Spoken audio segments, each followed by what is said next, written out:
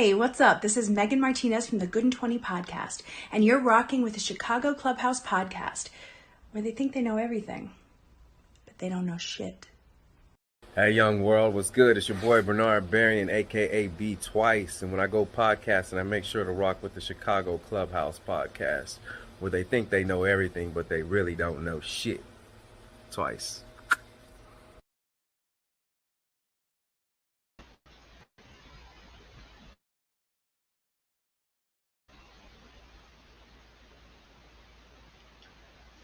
I'm on unmute now. Thank you. Welcome back. We back. The podcast where we think we know everything, but we really don't know shit. Don't know shit. But hey, first thing I want to do, shout out to the LecPod Network. We are now live on their Twitch channel. LecPod, LEC Pod Network. The first part is twitch.tv. So yeah, check them out. They got a lineup of shows that's gonna start, I think, in August. But for now, we on their live, so check them out. All right, Sunday, this past Sunday, the Fire Jock, our DJ, he kicked off our Sip and Step Sundays. It was dope. We had Marwan Soul Flow. Trying to think if I could sing the song for you. It's called Eternal. That was like one of his biggest hits, but I mean he has some other stuff too. But no, I'm not gonna sing. I'm not gonna do that. But it is called Eternal. You go look it up. He's gonna come out with some new stuff. I think he said in the fall. So you could be looking out for that if you like, that kind of music, or if you like to step. You can also check out Fire Job and check out that Sip and Step on Sundays. He's also going to do some pop-ups during the week. So you will look out for that too. Twitch.tv /DJ_ Fire Job. Yeah. Twitch.tv / thank you, AB. Appreciate it. So it's right there on the screen. But yeah, check him out. He's dope. He's a great DJ for stepping music. He's just a great DJ all around. So yeah, definitely sign up with him. Check that out. Oh, and I forgot. It was brought to you by, of course, the Chicago Clubhouse. I was his guest host when he had Marwan on. But it's also brought by the Shits podcast. The Shits. That's what they say. So, but yeah, check out the Shits podcast too. Funny dudes, man. They are hilarious. I think they are at the Shits podcast. They have a website. theshitspodcast.com, if I'm not mistaken. Something like that. But yeah, check them out, man. Those dudes are funny. They got a billboard out too. And they actually have a contest. Whoever takes the best picture by the billboard, they're gonna give you like $1 million or something like that. No, just kidding. They're not gonna give you $1 million. But yeah, check them out, man. Okay, so I might as well introduce my all-star team. Gotta have my all-star team. First up, my man who knows everything and nothing at the same goddamn time, J.I. T-Nick, what's up, my man? What's good? What up, boy? How you feel, man? Man, I'm cooling and chilling, man. Cooler than the back of the pillow, huh? You froze up. I'm doing good, man. I'm glad to be here. Tuesday, hey, always. Did I freeze up or is that y'all? Cause I see something else. I can still see me. That's all that's important. Well, let me bring in other part of the All-Star team who knows every single stat from every single team since the 90s. My man, JB. What up? What up? Welcome back. What's going on, JB, fellas? what up, boy? All Man, good, man. Tuesday. Yep, Tuesday, get it in. Oh, it's Taco Tuesday at Tilly's, by the way. And a lot of good that's doing us. I don't know if I'm going to make it, but for anybody else out there that can make it, it's Taco Tuesday at Tilly's. Tilly's in Calumet City. I forgot the exact address, but it's on Green Road in Calumet City. Look it up. Tilly's. Yeah, clap it up. But yeah. So, how was y'all's weekend, man? Don't everybody speak at once. Just the weekend. Man, I'm chilling.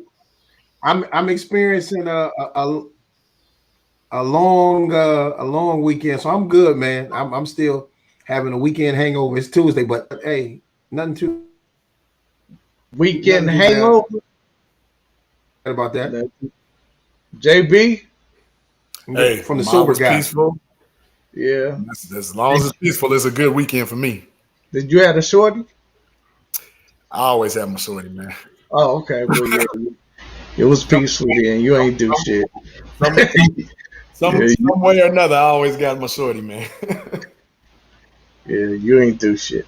But hey, man, so our show today, we got lined up. Fire.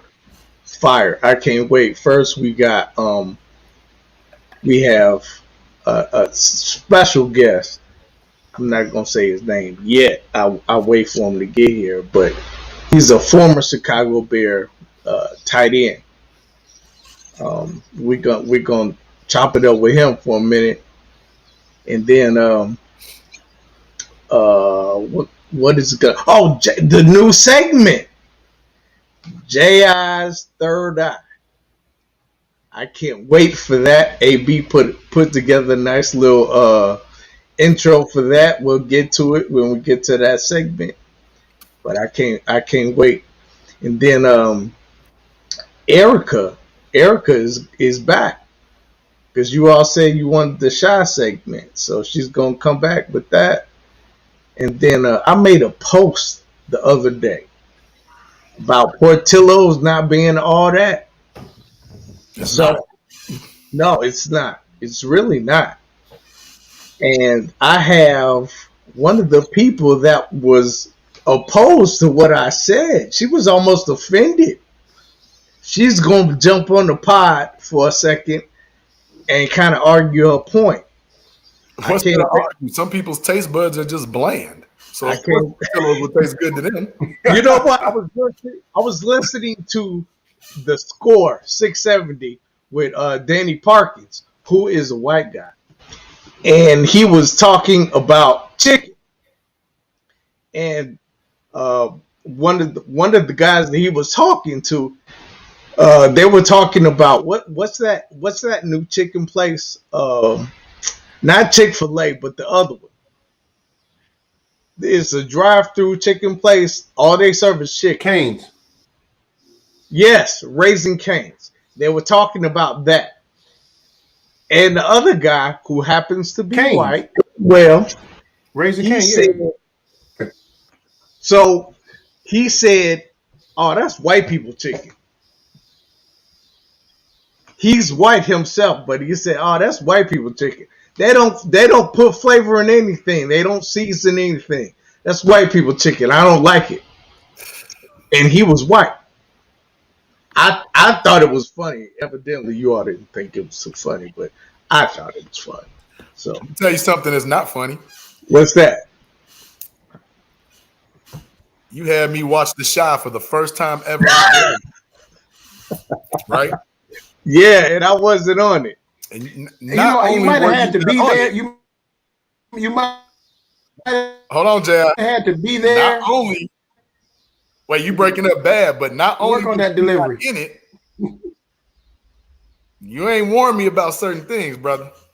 Like what? I'm gonna say that for the show. Oh, okay. All right. Well, our guy is here. Our guest, man of the hour, is here. 9-year career. One of the top tight ends the Bears have ever had, at least in my lifetime. JB, I don't know about your lifetime. JR, I don't know about yours, but I know in my lifetime, one of the best tight ends. And he wasn't, he didn't care about being pretty and, having the sexy position and nothing like that. But he was effective. That's why he was in the league for 9 years. But let's bring him on in.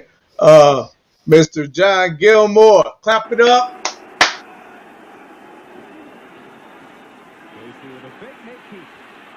Open man back in the end zone, found him, touchdown, John Gilmore.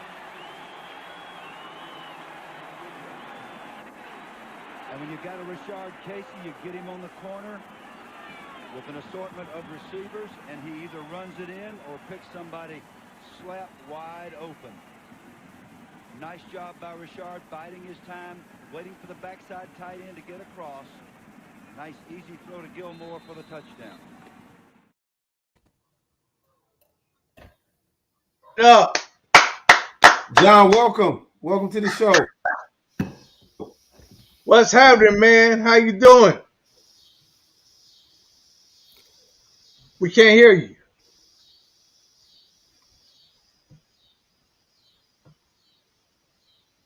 Uh-oh, his mic is muted, it seems. You guys got There me we now? go.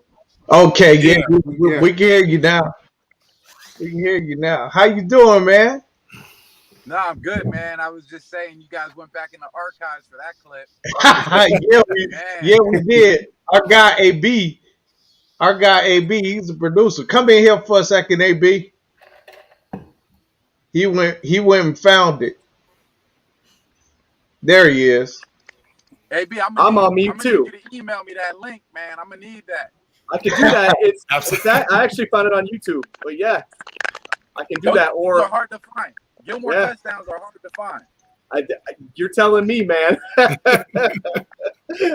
I ain't saying it, but yeah, no, I actually edited that clip. It was like a 15-minute clip of the whole game that you guys played. Yep. I found your touchdown. Beautiful, man. Great game, by the way. I never watched that game before. That was in like 2000, I think you played that game. Yeah, right? Man. My highlight. If you want to look for my highlights in a Bears uniform, look for some Thomas Jones and Cedric Benson touchdowns. Yeah. That's where I show up on tape. Hey, absolutely, yes, absolutely, definitely. I'm out. All right, AB. That was the other AB, actually. Alan Bratcher, not Alex Brown, for anybody that got confused. Yes, thank you. Thank you. AB, that's the first person I thought of. You already know that. Absolutely. Yep, I already know. So, man, what you got going on right now, John? Yeah, man.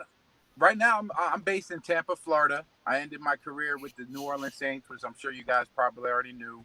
But prior to that, when I left Chicago, I signed down here with the Bucks in 2008. Played out a 3-year deal down here, and obviously, a lot of athletes end up shutting it down in the state of Florida, and Tampa was a tough one to leave.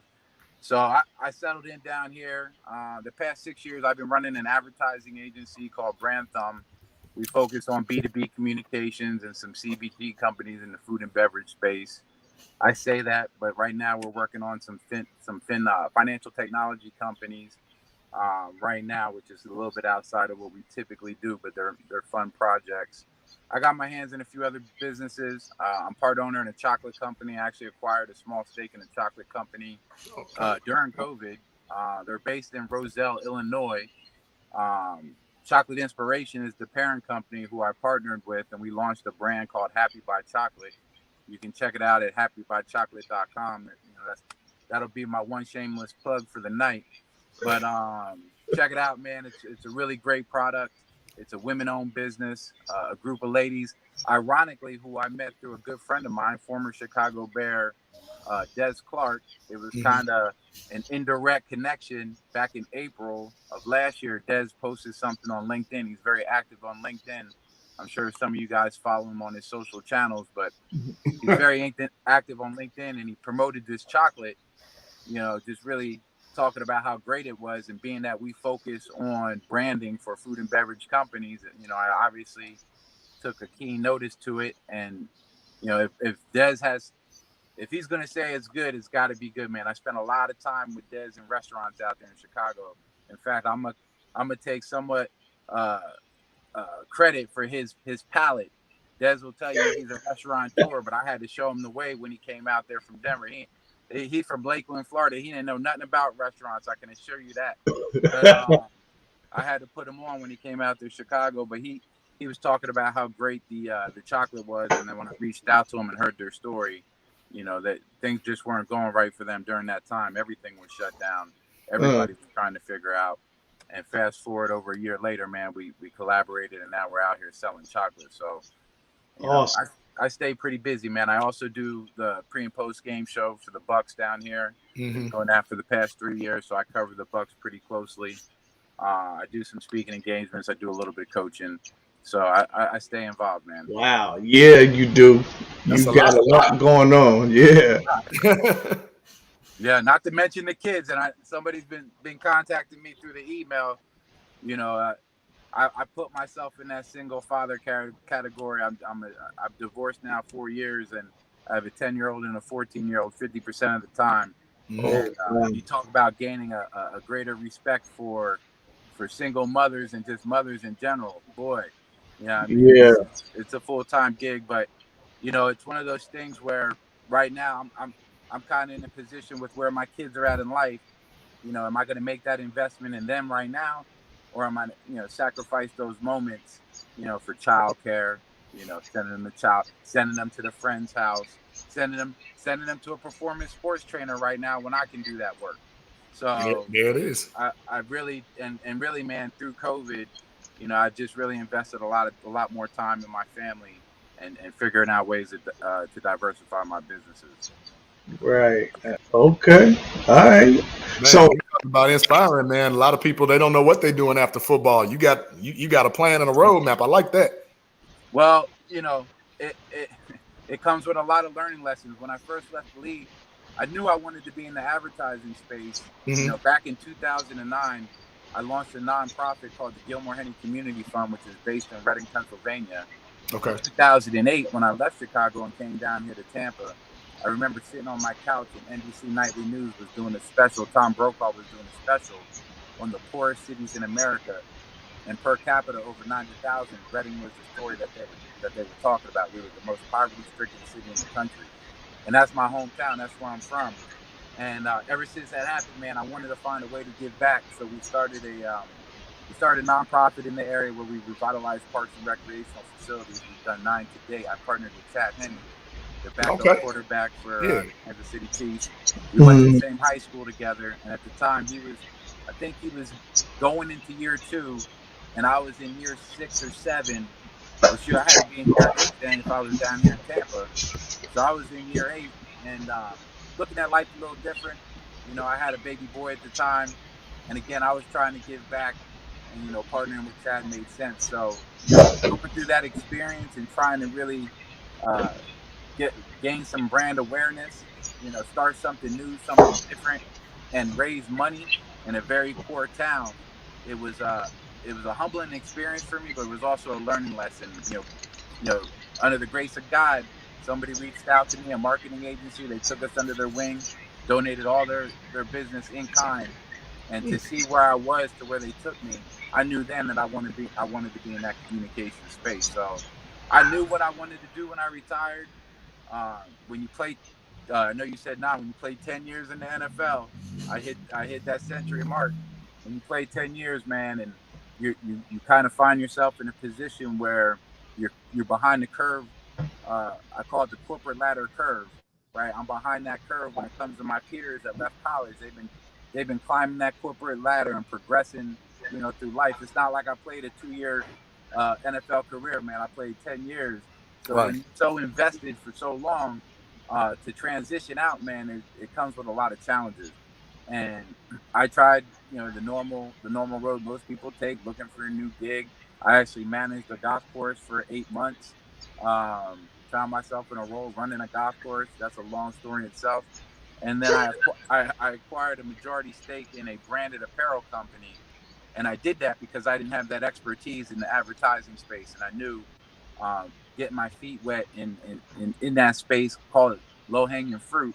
I thought that the t-shirts, the bags, the branded apparel was a nice little niche that I could get involved in, especially because this company did work in the sports marketing space. They did about $3 million top line, had relationships with Kohl's, Target, Walmart. These were the retailers that I was dealing with from the day that I walked in that door. Already set up for you. Yeah, it was already set up, man. But nobody sells a perfect business. There was a True. lot of learning lessons that I had to go through on the run.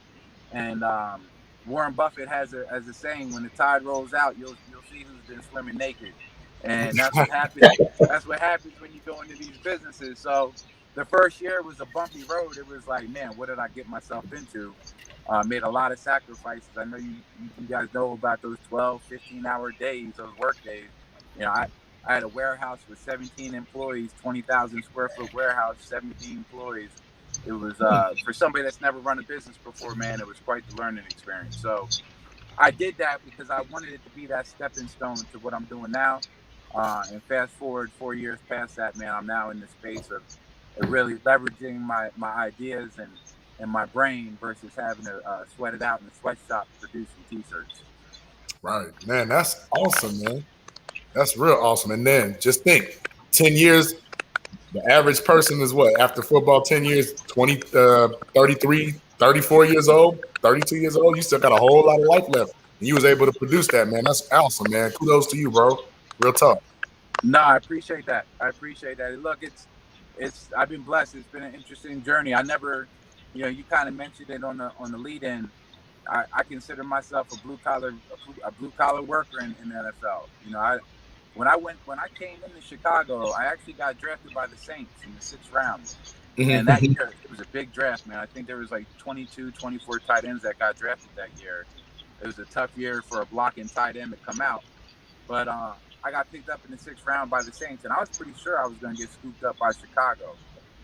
They actually ended up with the next pick picking up Brian Fletcher, a tight end that I met on just visits here and there. He spent a little bit of time. Well, he didn't make it through camp because I came up there, but I got released in New Orleans, and that was New Orleans being my first experience. That's when the Saints were the Aints.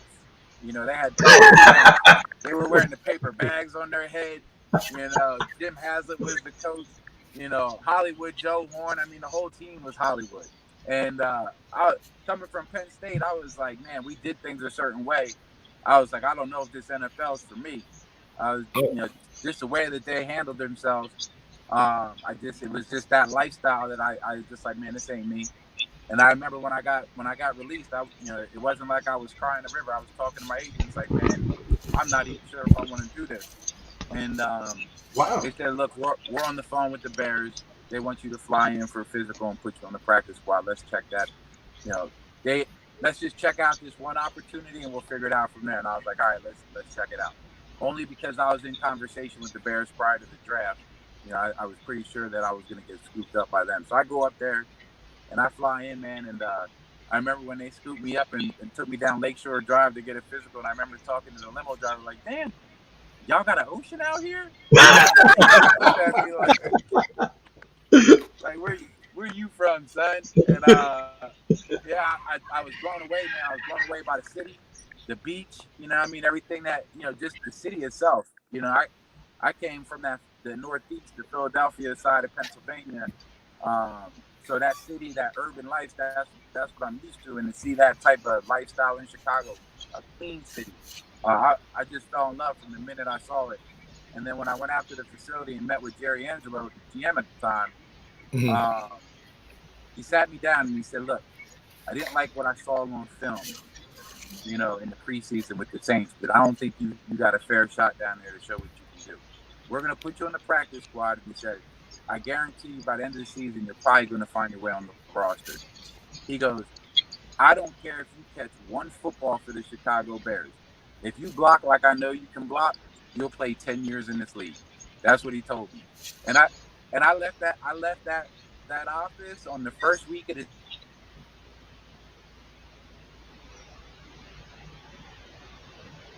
Uh-oh. We lost him. He must have got a call or a text. Yeah, he must have got I think he probably got a call or something. J.I., you all right, man? Yeah, you know what? I think my signal may have been a little bit shaky, but I think I got it straightened out. Do you have a direct connection, or are you using Wi-Fi? I'm using Wi-Fi. Oh, Wi-Fi is the worst. He's back. Okay. Y'all got me? Yeah, we got you. We got you. I can't hear y'all. You can't hear us? Man, there's all kinds of technical shit going on tonight. You got us, John? Still can't hear us? Connected through the car. It just kicked them off again. Oh, that might be what it is. Yeah, man. It's all kinds of technical shit going on tonight. Jerry Angelo sounds like a good guy. John, can you hear us? You were playing, right? What? You playing, right, Jerry? Well, he might be a good guy outside of football. You know what? Because the advice I'm hanging on. I'm hanging on to this conversation that Gilmore has given us, because it seems like Jerry Angelo was a straight shooter with him. Well, yeah, with him. But remember, it does seem like that with him. But remember what he just said. If you block like I know you can, I don't care if you catch one pass for the Bears, you'll play for 10 years. So his niche was already known coming into the Bears. Like that's like a cheat code. Like you don't have to worry about what I need to do to stay. I've got it, and that's it. High level. That's it. You said it. That was solid. Point in case. That's it. And that was my point. There was no guessing for me, right? There's a lot of players that come into that situation where they don't.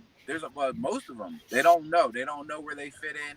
They didn't have that opportunity to sit down with the boss and hear straight from their mouth exactly what they wanted. I came in that first week and I blocked like I never blocked before in my life. Every Philip Daniels, remember Philip Daniels?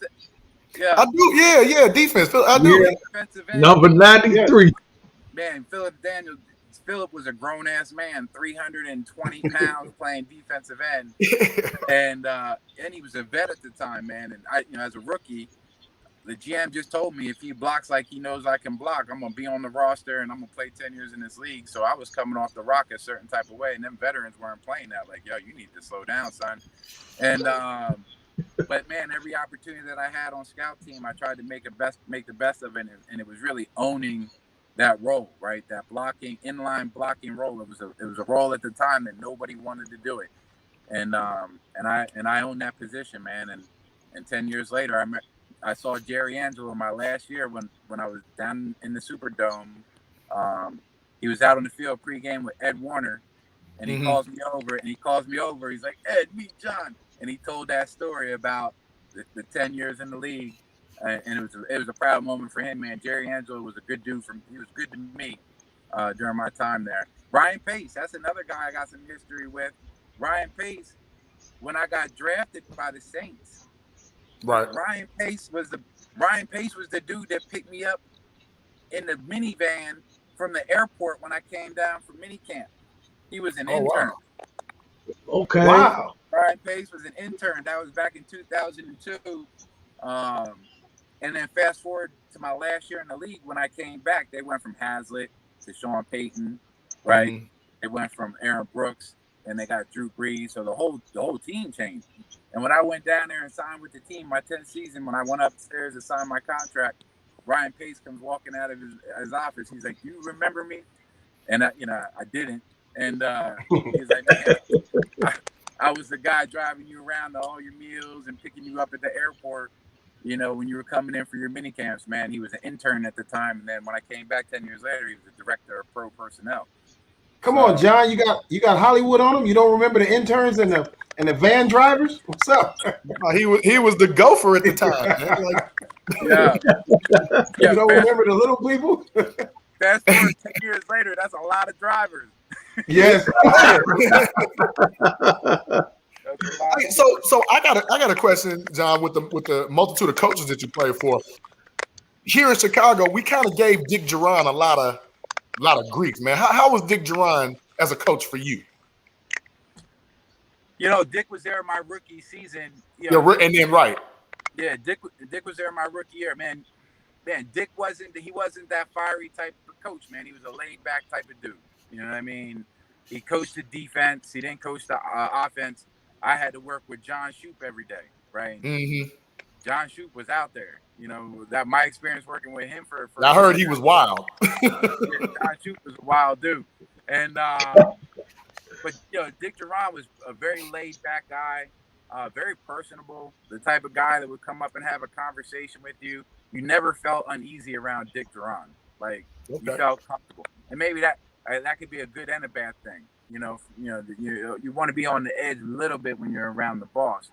But with Dick Duran, he was a very easygoing type of guy. I played that 1 year with him, and then Lovie Smith came in. Right, 03. Yeah. Yeah, 03. Lovey, similar demeanor. You know, similar type of guy. Not the most fiery guy, as you guys know. You ain't going to catch Lovey out there cussing, which Lovey came into a good situation. Lovey was a veteran play. You know, he was a player's coach, right? You had to have a group of veterans on the team to see success with a guy like Lovey like that. You know, coming in as a first-time head coach. You know, you had guys like Olin Kreutz, Brian Urlacher that led both sides of the football. I don't think Big Cat Williams was here that second year, but then they brought in Reuben Brown, right? Another veteran that was in the league forever. Keith Traylor, right? When you have these type of guys on the team that they've been around the block, Musa Muhammad, like they had a team of veterans that all you needed was a defensive-minded coach that knew how to tap into the psyche of that defense, which he found a way to do.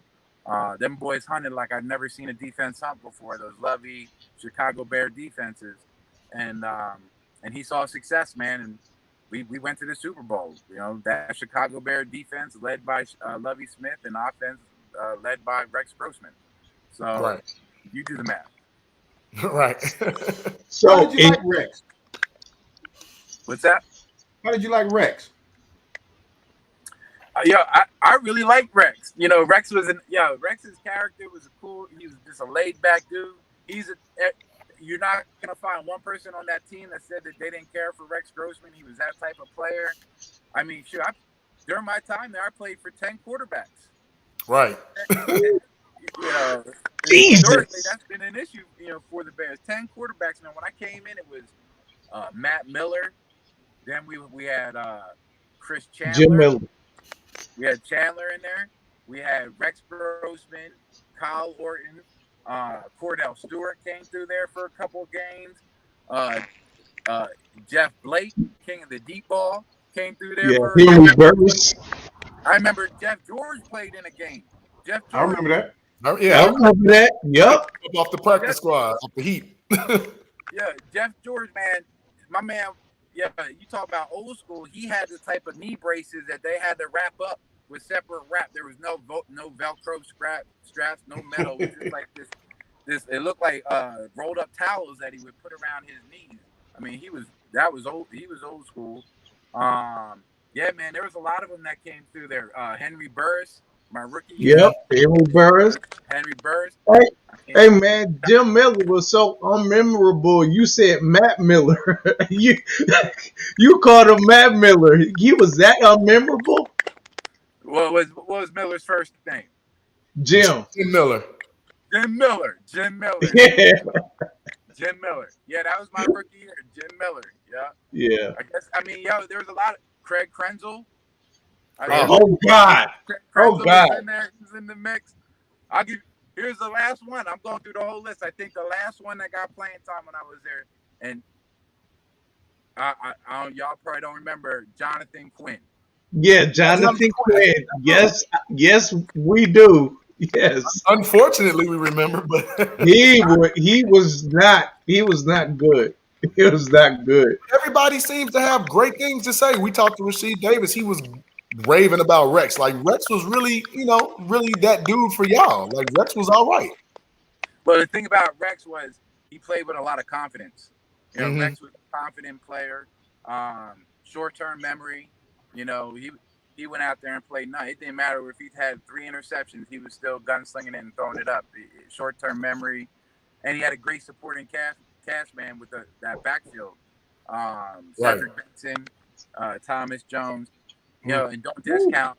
That was huge. The year that we went to the Super Bowl, man. I mean, Devin Hester in the position that he put us in, to Yes. be able to Yes. score points. Yeah. That was a record-setting year for him as a rookie. So, And the offense played with house money because the defense was getting the ball right back. So and that's right. Rex was a good quarterback that had confidence, that was in the right position. He was on the right team, and man, it was right there. It was right there for the taking. It was at our fingertips. Who would have thought that Peyton Manning in the Indianapolis Colts would have beat up on us like that in a monsoon, right? In a monsoon, Yeah, like right, we actually got away right. from the running game that game, which kind of still blows my mind. But I had like 2 or 3 returns in that game. I'm on the Mhm. book for a couple of Super Bowl returns. They didn't want no parts of Devin Hester after that opening kickoff. No, Right. no, they did. Can't No, they blame did. No. No, that dude was a monster. Hey, John, and when you had practice, when you were in practice with the Bears, did you ever have to go up against like Keith Trailer or any of those guys? No, I mean I never had to go inside and see Keith, but um, again, it was the Philip Daniels, man. That was when I first came in. That was a big boy. That was a big boy to move. We gave him a lot of money too. Yeah, I mean he falls into those. There's another tight end, another defensive end in the league at the time, played for Denver, named Trevor Price. I don't know if you remember Trevor Trevor Price. Price, yes, Pryce. Yeah, Trevor Price. Trevor Price. Yeah, those two. Corey Redding with the Detroit Lions. Mm-hmm. Corey Redding was a big boy. Kevin Carter, who I played with down here in Tampa, who's a good friend of mine now. Rams. He was another guy you didn't want to bump into, grown ass man, 300 pounds on the defensive end. Those guys, those were defensive ends that, they plugged the gap, man. They were hard to move. In fact, teams they strategized on how to double team them with tight ends, how to run away from them, especially when they were good at setting the edge. But I never had to see. I had to see Warren Sapp, in a game coming around the horn one time. He caught me off guard. But Oh, those bigger bodies inside, I didn't have to see too many of them in person. we lost him. We lost him again. Nope, he's back. There he is. Nope. Yeah. So Nope. now There we he is. got, those AB. Speaking of AB, me and AB had a certain relationship in practice. We had an understanding, right? We knew what we had to do when we had to do it. AB and I came in the same year, so I had to butt heads with AB a lot. Adewale Agunlie, Yep. Israel Adonijay. That's a grown ass man. That's a grown man. Canada strong. Yeah, he's a big dude. Yeah, that's man, a big dude. look, there's certain guys that if you're the blocking tight end, when the 9-on-7 period comes around, all the receiving tight ends take a step back. That's my period, right? That's my period when everybody's gonna watch me in the run game perform. So it's like when I look across that line and you see guys like Philip Daniels and Izzy, get subbed in. That's when I buckle up that second chin strap, right? It's like okay. Yeah. Time to go to war. Right. I enjoyed my role, man. I enjoyed what I did. There were times that I wish I got to rock a little bit more, but I really there was, and I tell my young players this, man, and I didn't really start developing this feeling until later in my career. Call it probably when I left Chicago and started coming down here to Tampa, or when I came down here to Tampa. John Gruden, he threw me the rock. He gave me an opportunity, a couple touches. He didn't just use me as a blocker. So having that expanded role, I started having a lot more fun, being able to have a little bit more production in the pass game. But there's nothing like going into a game feeling like the baddest boy in the planet. And I tell my young players this, I was like, that adrenaline rush is very hard to find, post football. I literally felt like I was untouchable. And I think any player can relate to this. And when the physicality on what I did, they let me play in the NFL for blocking one play for 10 years, 16 power. That was it. I had to block one play for 10 years, and that was 16 and 17 power. And to be able to beat up on these defensive ends when they weren't expecting it from a tight end, man, I got off on that. I enjoyed that. Love it. That's dope. Hey, John, if you don't mind, let me backtrack as a personal thing. Used to be an old Penn State fan. Kerry Collins, Kenjana Carter back in the day. Man, how was my man Joe Pop? How was it playing for like that legend? Joe was still active. Everybody would ask me, was Joe coaching when you came through there? He was like 60 something then when you got there, right? 60, almost 70, right? Oh yeah, he was in his 70s. Yeah. He was right there. He was right there in that 70 range. I was there 97 through 2001, and he was pretty active. I mean, the guy was he was a screamer. He was a yeller. Joe, he held you accountable. There was a certain standard, as a Penn State football player. We weren't allowed to have facial hair. We did everything. We did everything we could to let everything kind of grow, and then tighten it up for Saturdays. And knowing that Joe wasn't going to say nothing on Saturdays, or we could duck him on a Saturday, shape up the goatee just for the Saturday, and then come the beginning of the week, shave it off. But he was serious about that. It's no facial hair. The way you carried yourself. If you weren't in the meeting 5 minutes before the meeting started, you were late. Like straight up, you were late. One of my favorite quotes to this day that I tend to use with my clients, because I'm a consultant. At the end of the day, that's what I do. I consult businesses. And Joe had a quote. If I tell you the truth, will you still be my friend?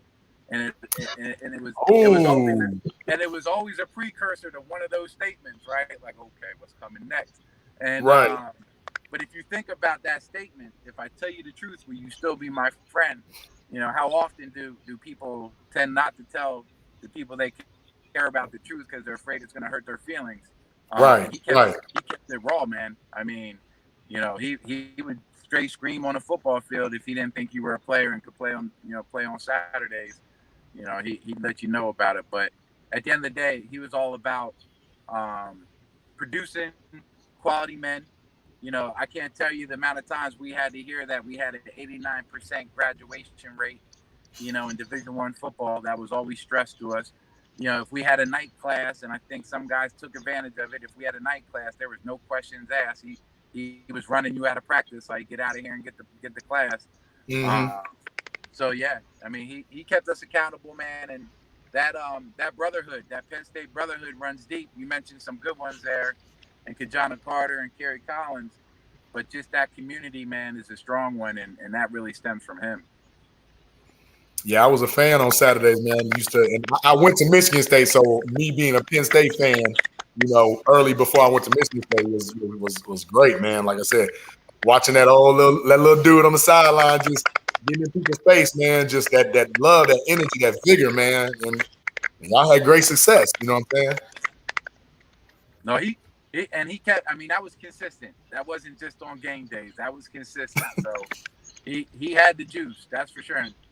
I'm glad you didn't say Michigan, good brother. We can still be cool now. Michigan. Hold on. Oh, I ain't crazy, man. The hell with them. Yeah, I can't do. And and that's just a sensitive topic in my heart, only because they, the 5 years I was there, I redshirted.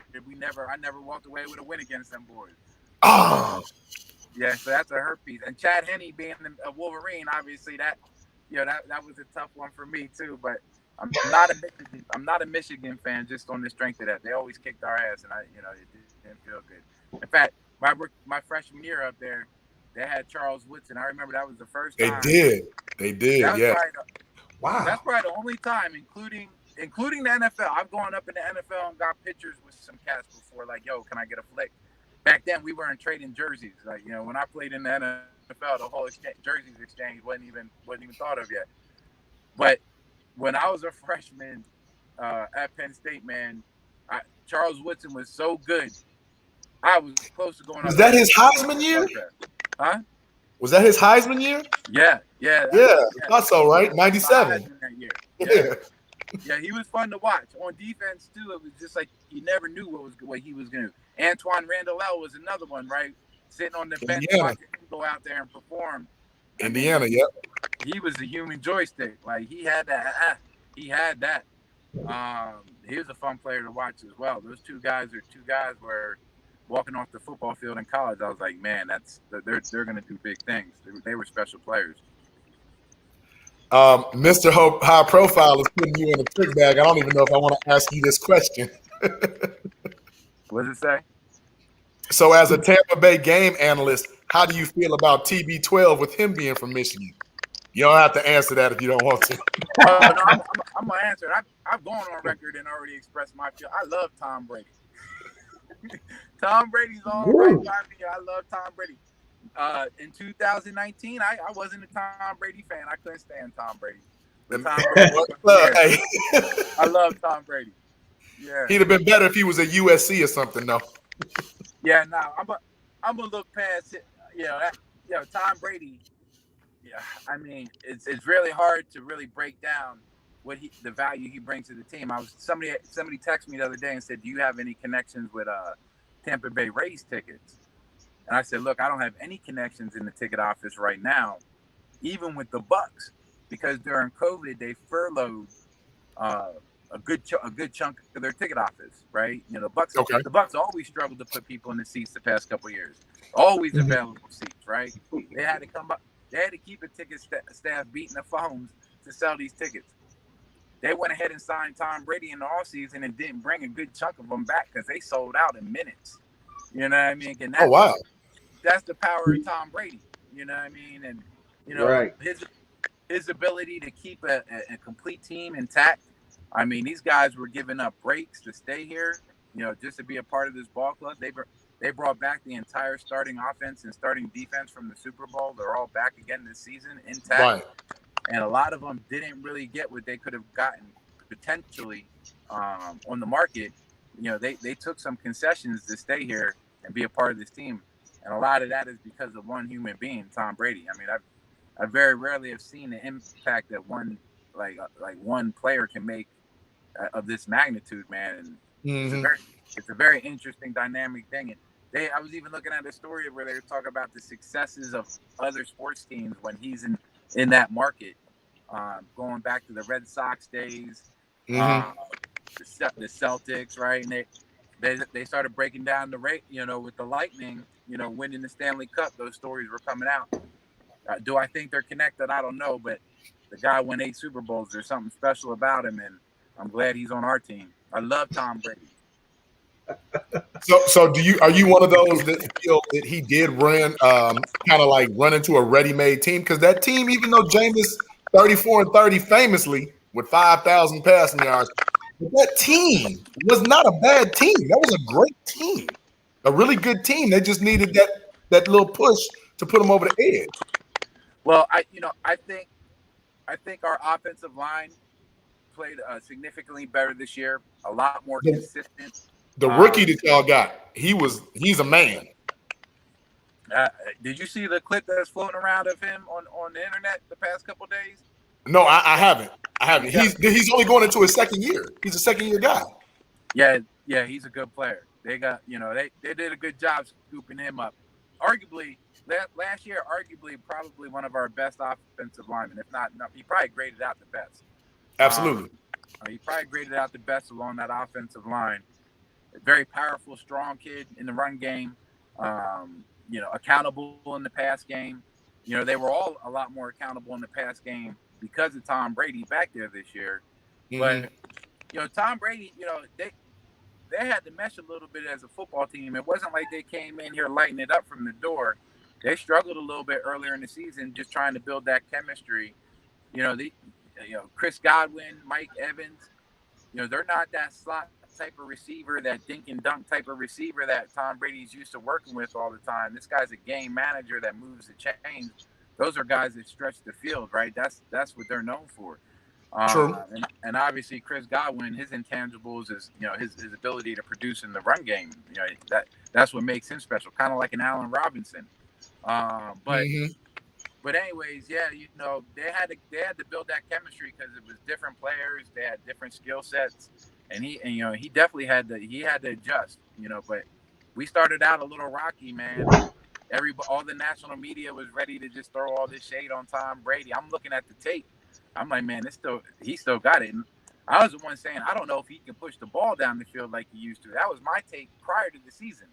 I'm like, man, with Mike Evans and Chris Godwin. But see, he didn't have anybody in New England to push the ball too. That was that last year, because like Mike Evans can fly, Godwin can fly, hell, Scotty Miller can fly. Like y'all had some track stars. So let me break in here for 1 minute. John, I hear you saying we a lot.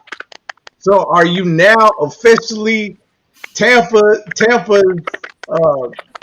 golden retirement guy? He works for the Bucks, man. Leave the man alone. JB, be quiet. I wasn't talking to you. JB, you a smart, ahead, John. You a smart man.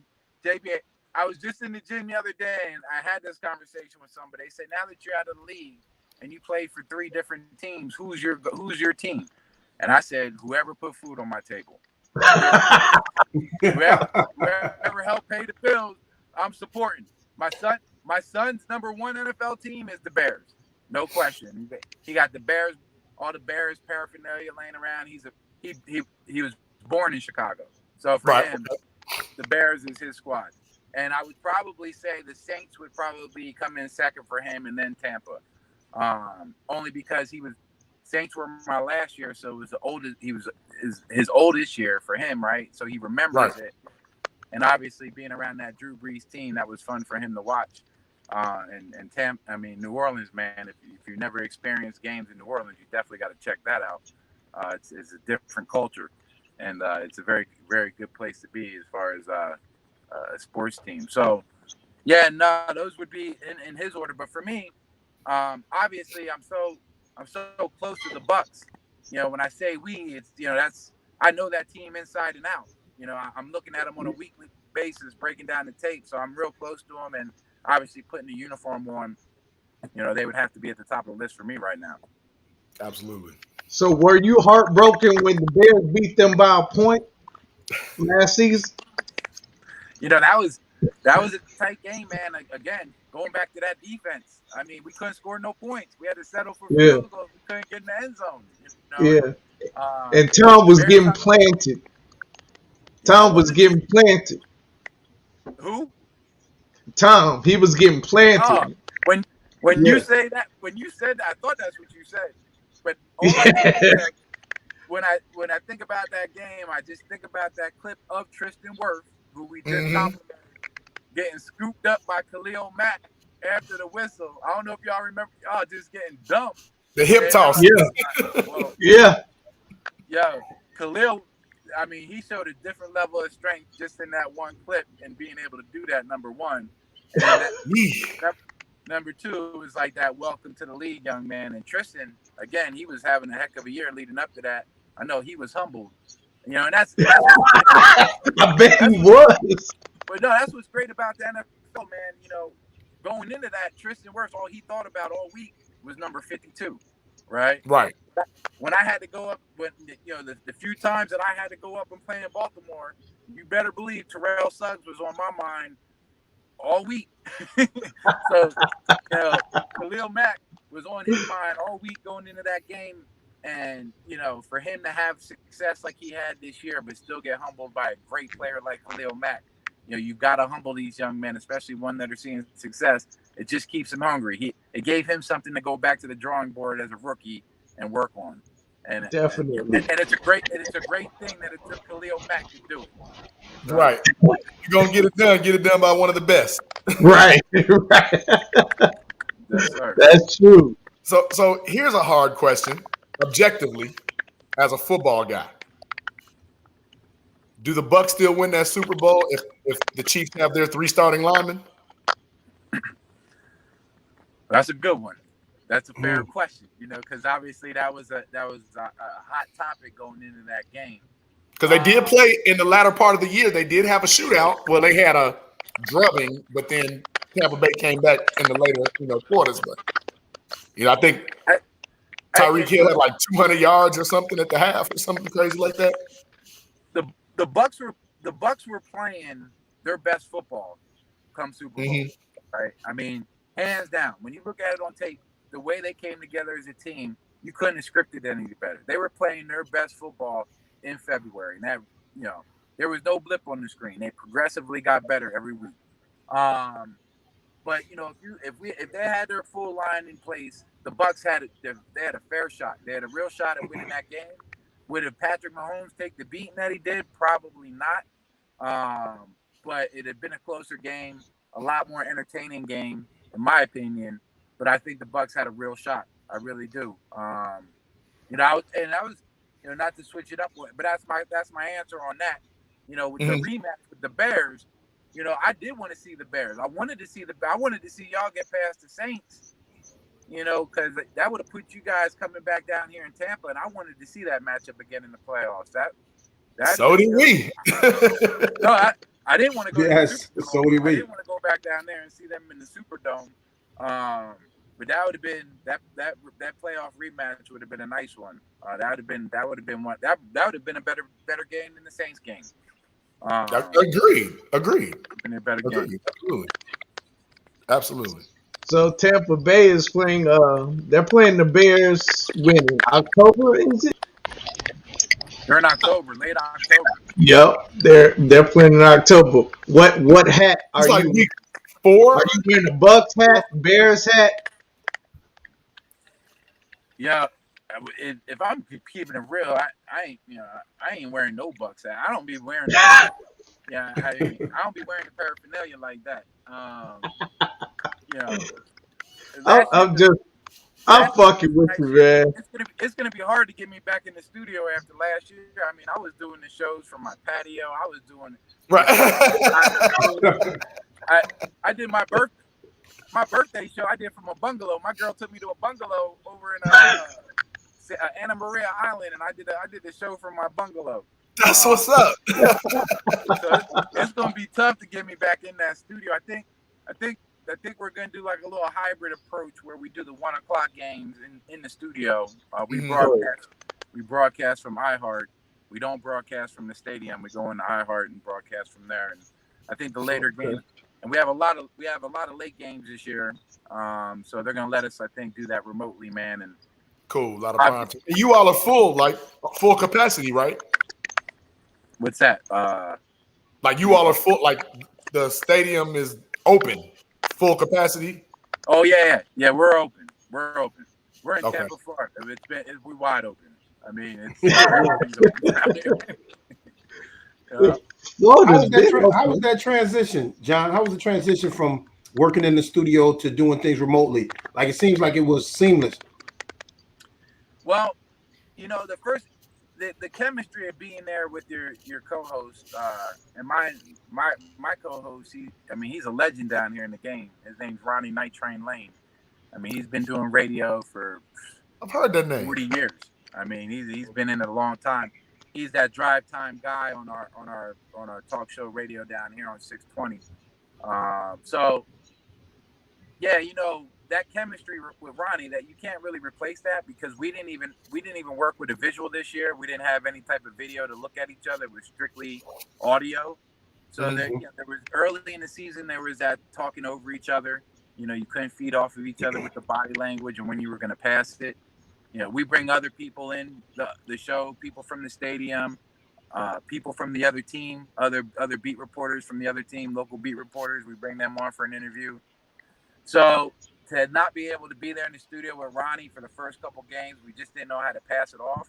But after like 2 or 3 weeks, we really got into the groove. We actually just kind of developed the script, where I would I would talk. It wasn't conversational style, right? It was, I would make a point, Ronnie would make a point. I would make a point, Ronnie would make a point. so you would lose that conversational style to it. But other than that, it was great. It was, even we even did a remote for the Super Bowl, which probably it was a late night. Let's just say that one on the television. Okay. Oh man. Hey, now would be a good time to take like a 30-second break, and we can have a word from our sponsor, Moore's Beer. Moore's Beer. There was a Go ahead, time AB. when high standards prevailed, when excellent craftsmanship was displayed and treated with the utmost importance. Acquire the crisp, refreshing taste of Moore's Beer. Moore's Beer. Raise your standards.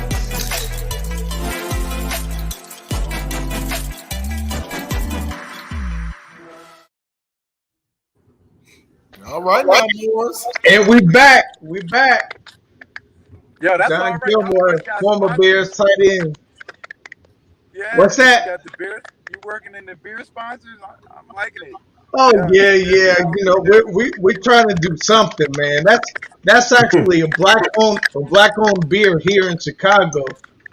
As a matter of fact, Warren Sapp came down for one of the beer tastings. Warren Sapp came down. What's it called? Moore's? It's called Moore's Beer. Yep. Are you guys beer drinkers? Yes, sir. I like a little beer. I do.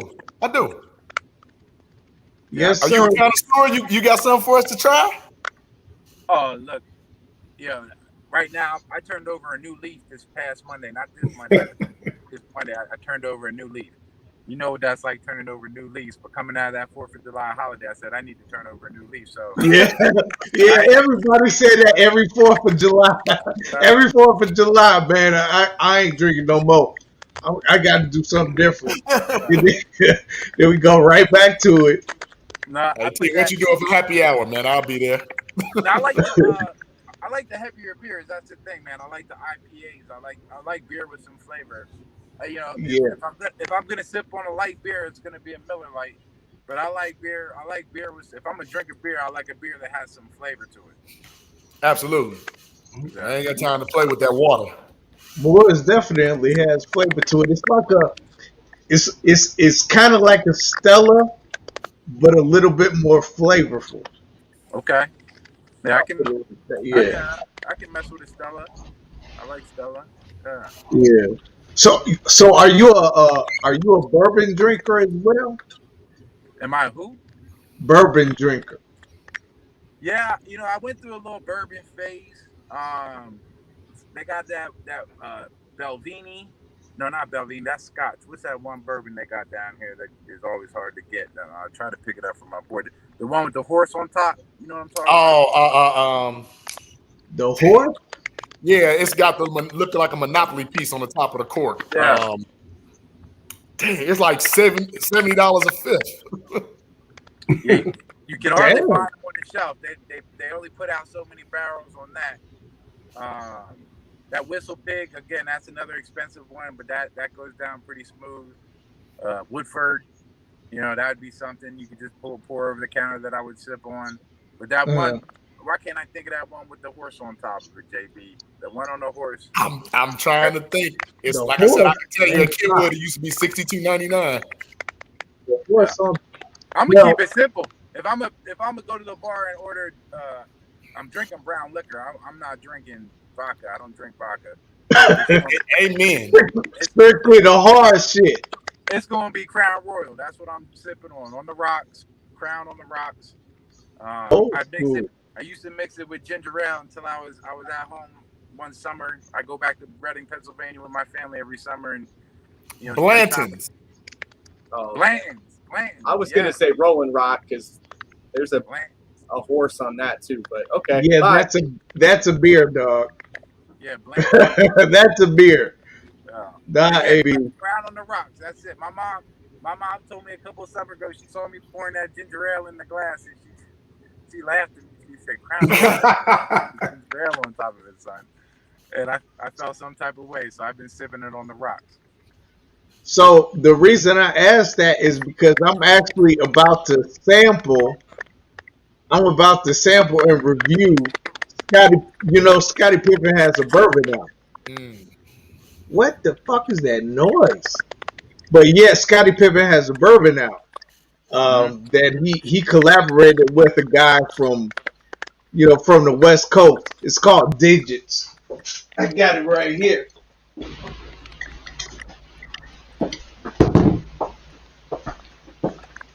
Basil Hayden, that's another good one. Basil Hayden.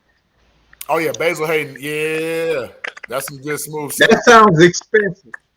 That sounds expensive as shit. All right. Yeah, I got to stick to $50 and under. Yeah, no, that's Except for the, that's huh? the type of bourbon I like. 50. Hey, but John, like you said, that blend is something else. I would encourage, if you can get a hold of that blend, fellas, go on and treat yourself. Oh yeah, I mean that's if you can bump into that bottle and that talk about marketing. That's a marketing strategy on Blanton's part, right? They only put out so many bottles so that there is an empty space on the shelf, Right. so we can talk about it, right? If you can get your hands on it, and the case only has 6 bottles in it on purpose. That's it. Yeah, that's their strategy, but it's good. It's good bourbon. I like bourbon. I like whiskey. Every now and then I'll mess with some tequila, depending on my mood, how I'm feeling. Right now, I turned over a new leaf, so I ain't really. Right now. We'll talk to you offline about that. Come the weekend, he gonna turn that leaf back over. Now I'm on a push right now to do something different, man. I just,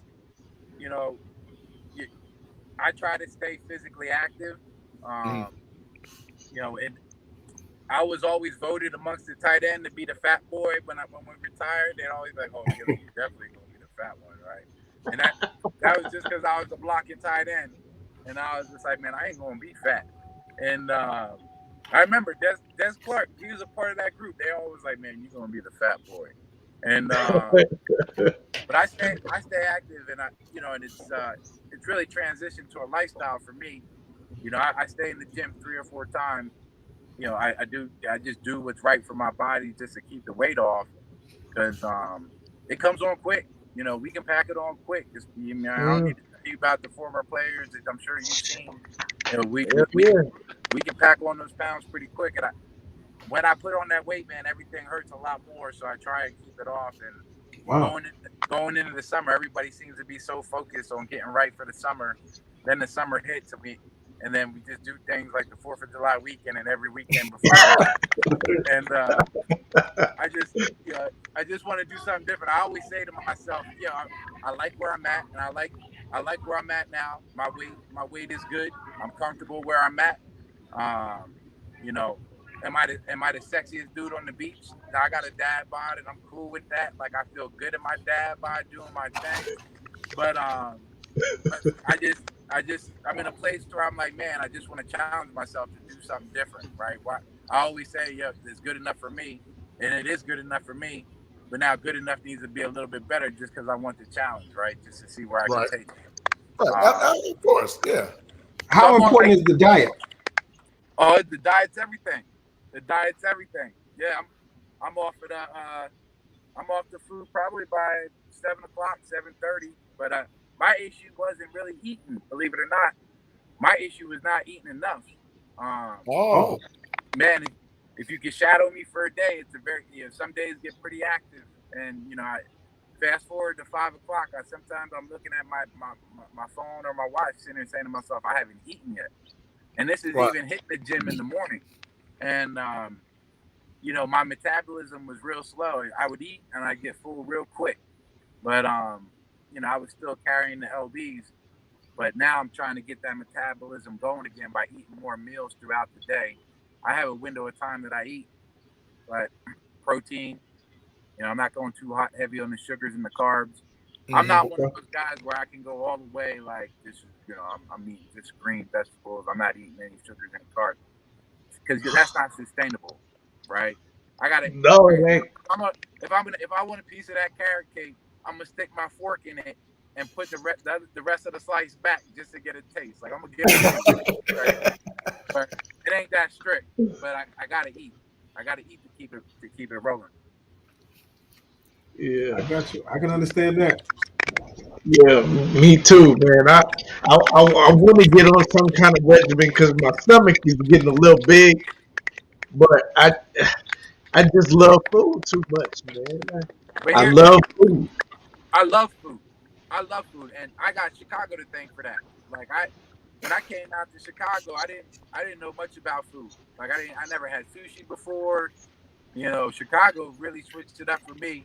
When I actually owned a property, I had a condo in Bucktown. When I Oh, moved, word!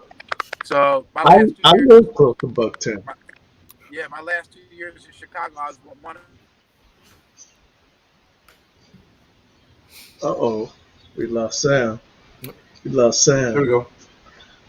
Just another call and text. He'll be right back. Oh, Yeah, I had a call, but There you go. Yep. okay. yeah, that Chicago put me onto the food, man, and that really changed it up for me. Living in Bucktown, like I could hop in a cab and go anywhere I wanted to grab something to eat, and not to Pretty much. mention, you guys remember ABC7, the Hungry Hound, Steve Dolinsky, the Hungry Hound. Uh-huh. Yeah. Yeah. Yeah, I don't think his show's on anymore, but he was my No, next it's door not. neighbor. Me and him became Oh, okay. friends. He was my next door neighbor. Really? So, You had all types of inside info on him. oh, bro. And when you walk in a restaurant with them, you know what I mean? They're rolling out the red carpet. So I was eating a lot of food. So, Question: what's your favorite Chi-Town restaurant? Give me your top 3.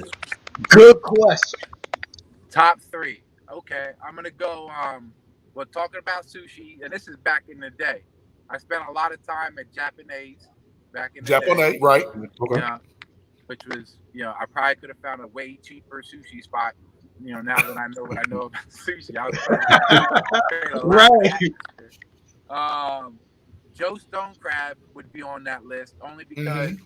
I became really good friends with the GMs of Joe Stone Crab. Uh, And every Saturday before the game, we had a standing reservation, the tight ends and the quarterbacks at Joe Stone Crab. So I Oh, spent a lot of word? time That's there. dope. And then I'm gonna throw the 50-50 sports lounge in there, only because I'm a wow. part owner in that. So Okay.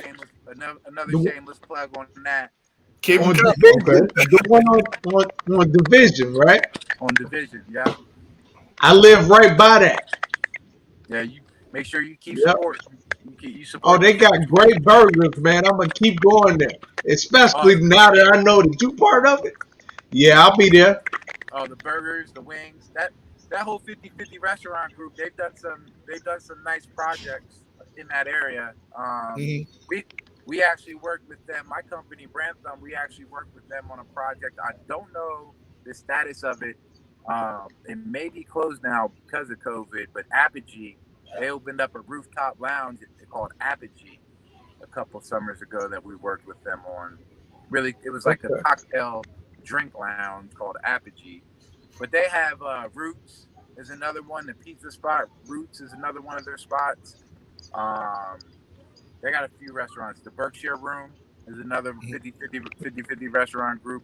So they got a Hmm. couple of spots. But the 50-50, the original 50-50, I'm an investor in that. They got a couple of athletes invested in that.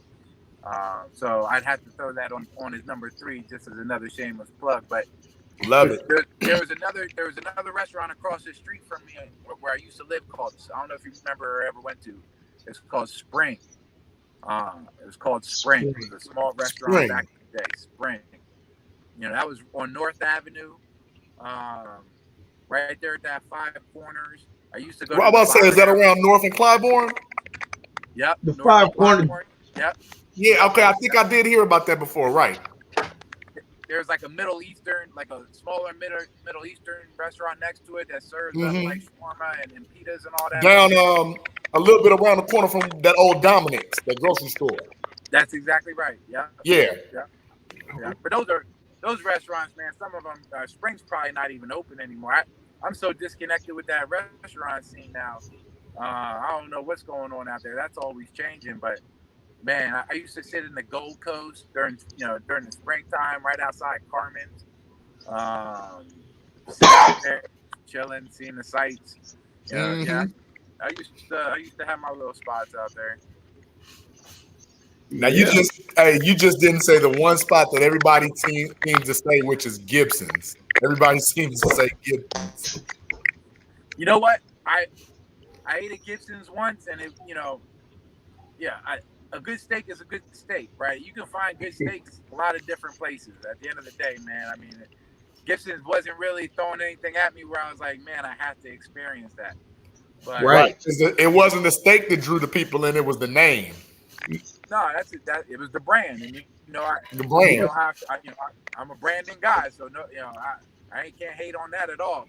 But because I got to know Joe Stonecrab, I got to know the GM of Joe Stonecrab, who's a year or two younger than me. He came out to the Bears facility to cater a couple lunches on a Friday, and he was just sitting behind, serving up the food, and I introduced myself. He slid me his business card. I followed up, and then next thing you know it, man, this guy had us set up, for standing reservations, and it was impossible to get a reservation at Joe Stonecrab on a Saturday. It was absolutely. I love Joe. I used to like their lobster bisque soup. Remember the lobster bisque soup? I used to love their soup. Yeah, everything on that menu. I mean, and it wasn't just the steak, right? Because we just talked about a steak as a steak. It was the experience. It was the way we got treated. And right. And then I became good friends with the owner, Scott, or not the owner, but the GM, Scott Weiner. Became a real good friend of mine. And then, just like the Hungry Hound, he was a guy that showed me the restaurant ropes, man. I mean, this guy would take me around town and show me the spots. We'd go have some food. We'd go drink. We'd go back to Joe's at 2:00 in the morning, and he'd throw a burger on the grill. Like, So, good times. Yeah, I got a lot of great memories, when it comes to food in Chicago. My pops, he actually retired early because of his health. He got diagnosed with muscular dystrophy, and before the disease got too hectic, he went back to school and got his culinary degree. So he went back to culinary school, a 2-year culinary school, got his culinary degree. And then I found him a spot out in Chicago for his internship. So he threw out to Chicago for 3 months and lived at our condo right there in Bucktown. We had a rooftop deck overlooking the city. And I can tell you what, my pops was loving life. Hey, shout out to Pops, man. Yeah. He was loving life. We had, and that was a good time. I just had my son. My son was just born, so he got a chance to be around his grandson. He got a chance to get in the kitchen and learn and finish up his internship. And me and him became real close, just being in the restaurant scene and hanging together like dad and son do. So that's dope. That's what's up, man. That's seriously smooth, man. That is real dope. Really, it is. And speaking of the relationship between father and son, I look at your Instagram and I see the nurturing and the time that you put into your son. And I think that's a beautiful thing, man. Can you speak on that a little bit? My son Grayson, that's an interesting one. I always took the mindset that I'm not going to force feed my kids any type of sport, especially football, right? I played 10 years in the league. I played enough time for all of us, right? You don't have to play football. In fact, if you came to the table as an engineer or doctor, I'd be all about that, right? So that's first and foremost. And I actually held him out of organized sports until he was probably about 10 years old. And all his buddies were into it for a couple of years. And I started having parents call me like, man, are you going to... My son was actually going to watch his buddies play football. And we were sitting in the stands watching his boys play because I wasn't letting him play yet. I just didn't think he was... I didn't think he was old enough. I didn't think he was ready. And I finally let him go out there and play. 2 years ago, I ended up coaching his team because they needed a coach. So I ended up coaching his team. And then I sat him out this past fall during COVID. I sat him out I didn't think the season was going to happen just with everything that was going on. But like I said, I forgot that I was in Tampa, Florida, and everything's wide open and Right um, but they went ahead with the season. The one league that I was going to put him in, they folded, but every other league, they went ahead with the season, and he didn't really have a home. And I said, well, we got to figure this out because I can't have you sit out an entire year not honing your skill sets. So really what it did was force us to get out on that football field literally 3-4 days a week. And, Oh, that's I don't what they say, it takes like 60 days or so many days to force a habit. That habit was forced pretty quick. And we found ourselves, it became part of my schedule. So we got after it. And then, Florida's a lot different than say Chicago. We have spring ball. Y'all don't have spring ball probably just because of the weather. because it's cold, right?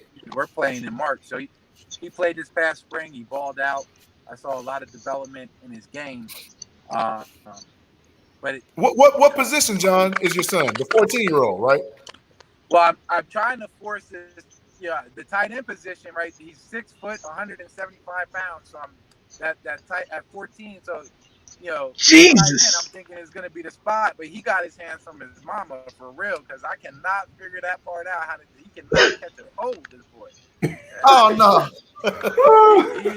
We trying to figure it out, and when I think we got it, we have a setback. But this kid loves defense. He loves playing defensive end. He has a passion for playing defensive end. But to your point on the Instagram, I mean, it got to the point where I didn't have to. I'm not forcing anything, right? He's keeping me accountable. This kid wants it so bad, and a lot of these kids nowadays want it bad, right? So Dad, get up. Let's go. Let's go. He is getting up and going, right? He's making me get up and go. So it's been a rewarding experience. I didn't have that growing up. My dad was like, "Come on, son, we're going out here and running in these tires, and we're gonna get right and catch the ball right." And I'd reluctantly go out there and do it.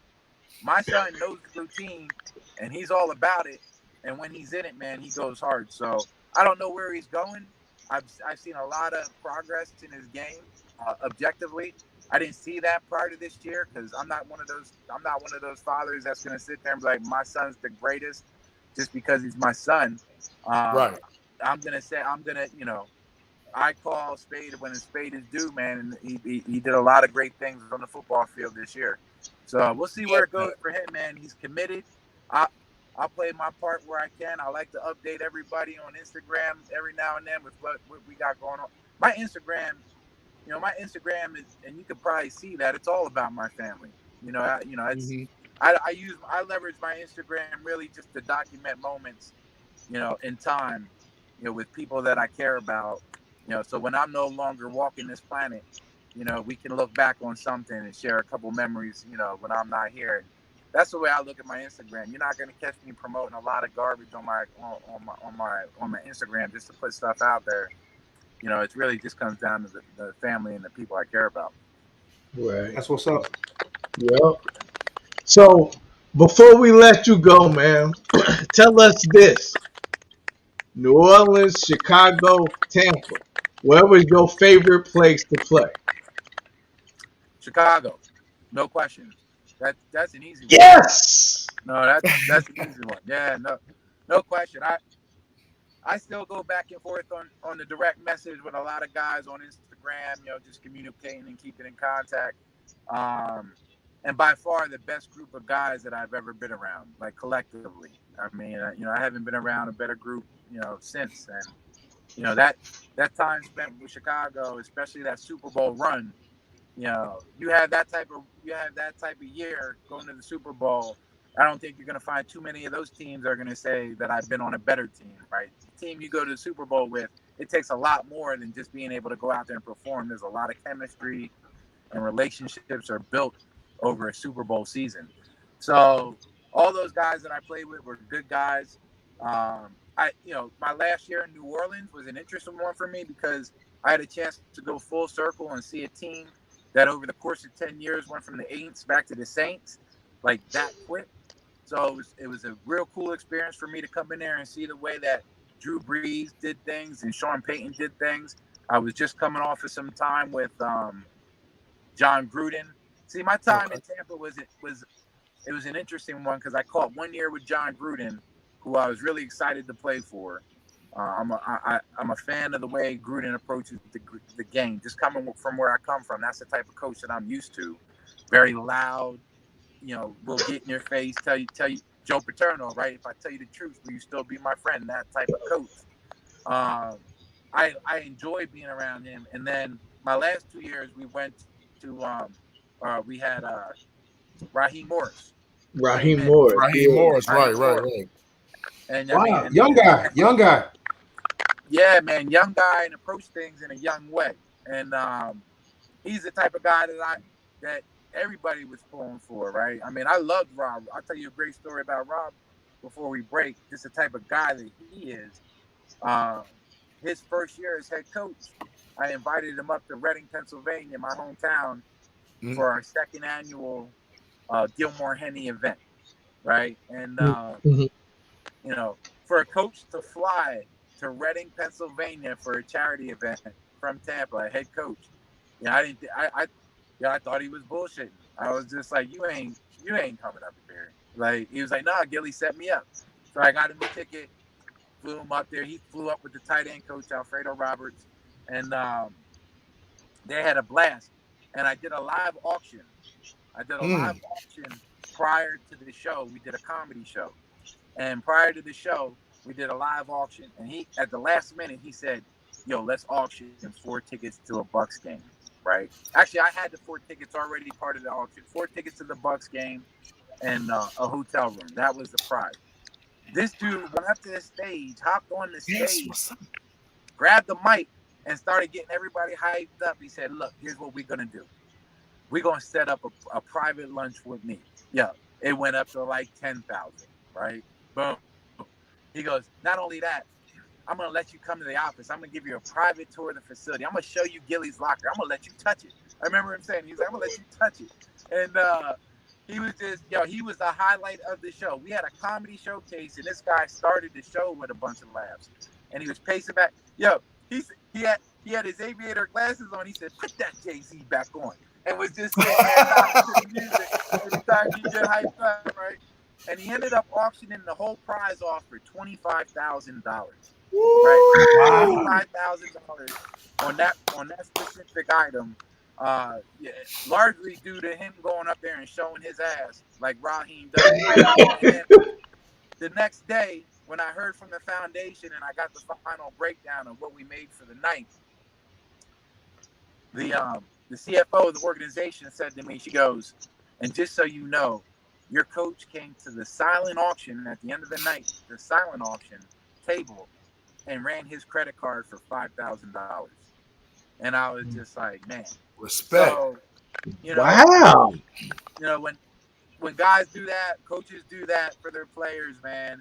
And he a real dude, man. He real. No, he's real. He's real. And he's offensive coordinator or defensive coordinator now out there in Los Angeles. He at the Chargers, right? The Rams. He's out the Rams. I'm sorry, the Rams. Okay. I think he's with the Rams. And I look, man, he's the type of guy that he had a shot because he was the interim head coach last year with the Falcons after Dan Quinn got let go. And I was hoping he'd get a second shot at that thing. He deserves a second shot. But when he was down here playing, and I think even Raheem would tell you if he was getting interviewed, like, he was young. And he, even some of the things that him and I discussed, offline when he was coaching down here, Raheem was in the mindset, I'm going to get as much as I can get right now, not knowing if they're going to let me keep me in the game. Got to. But now, him being the seasoned coach that he is, the experience that he has, I hope one day he gets another shot as a head coach. But for me, it was great working with him. But my last 2 years, my year 9 or year 8 and 9, year 8 and 9 with Rob. There's a lot of learning going on there for him, but I'm a whole vet trying to win. You know what I mean? So right. I just wasn't in the right situation. So yeah, that last team with the Saints being able to get one in with Sean Payton and Drew Brees, man, was a good one. But the Bears, hands down, the Bears, that best team I've been with, best organization for sure. Awesome, man. Awesome. Hey, can you Okay. say that one more time? Because sometimes we forget that over here. He said best organization. Did you hear that, guys? Yo, the grass isn't always greener. The Hey, grass look isn't here. always greener. And the Bears they're the only organization, and I've been removed now since 2011, so I'm out of the game now 10 years. I've been out of I left the Bears in 2008. But they're the only organization that still sends me annually gear, hat, some type of swag. And they never miss it. They never miss it. Even when I moved different places, they never missed it, man. They've always sent me my Chicago Bears paraphernalia, some Chicago Bears related. So I've always taken notice of that. They've always invited players back, to come join them. From an organization standpoint and their outreach to former players, in my experience has been good. And I got two other teams that I played for, and they deserve at the top of the list. That is like totally overwhelming that you said that, because there's No one another has ever said that. Chicago Bear great that is on the total opposite end of the spectrum. Yeah, the And other wore one the is same 85. number. He wore the same number that you did. He wore the same number that you did too, and won a Super Bowl. Who are you talking about? Dennis McKinnon. Oh yeah, well look, here's the thing. Like I said, man, the grass isn't always greener on the other side. It's easy. It's easy, and I'm guilty of it, right? It's easy to be in the market. I bitch and complain about the Bucks sometimes, right? And and I still technically work for them, but being in the market, it's I don't know what that is, but it's the Bears. The Bears have been pretty good to me, man, and I've been disconnected, right? It's not even like I'm in Chicago for them to keep Right. me. And I'm not even, and I'm now relocated in Tampa, Florida. For them to keep tabs on me, man, is kind of a big deal. But I haven't had that experience with the Bears. When you're done, when I was done with the game, man, I was done. Like I didn't expect nothing from nobody. Like still don't. Like there's probably some things I probably should have taken advantage of that I didn't. But when I was done with the NFL, I was done. Like when I played in the NFL, it was like I was all about my business. My whole goal was to get 3 years. But then when I realized I needed 3 years, 3 games, I was like, all right, to be vested, get vested. Is that the pinch? Is that pension worthy? 3 years, 3 games, or that's just vested for players? 3 years, 3 games. 3 years, 3 games, and then I could get my pension. So that was wow. That's what's up. Cincinnati Bengals. I'll never forget it. That's when I got. That was my third game versus the Cincinnati Bengals in Soldier Field. I was. I felt relieved, like, man, I'm gonna get that pension, and then it was like, all right, well, let me get to this, let me play out another contract, get to 6 years, and then I was like, yo, I might as well go ahead and get this 10, and it was always just blinders up, like, let me take chunks out of this thing, and keep those realistic those realistic goals in mind and chase them, or like I like to say, objectives, realistic objectives. Like yeah, I got objectives that lead to the goal. And I chased those objectives, man. But I didn't overthink it. I do think that, as much money that's being made in the NFL, they do need to do better by the former players. I think every former player should have insurance for life, health insurance for life. That shouldn't be an if, and, or a but. Just Right. with the stuff that we go through because of that game, especially when you play as long as I have. There's no reason why they shouldn't cover health insurance for the players for life. And there's a couple other things that they should be doing better. But for the most part, the type of pension that we have, the type of 401k program that we have, you're not going to find that in other places. And I didn't, it wasn't until I got out of football that, I know business owners, and me being a business owner now, I'm glad that I'm going to have a pension one day because I'm working for myself now, right? I ain't working in big corporate America. And even in big corporate America, a 401k that's going to match your 401k 2 to your 1, you ain't finding that investment. You're not finding that, no. Wow. Right? So they're getting better. I don't think they're there yet, but at the end of the day, man, I think Mike Ditka is champion something about the retired players fund for insurance, isn't he? I wouldn't be surprised. Mike Dick has always been outspoken when it comes to the former players. Even when I was playing there, and again, there's a lot more they need to do for former players, especially guys that need it. There's too much money being made for them not to take care of the former players, and they have to do better. But you're not going to catch me you're not going to catch me complaining about any individual team and how they're treating me, because that's just business. If I ain't right. business no more, if I ain't in your business no more, handle your business. I'm gonna handle my business. I ain't expecting Right.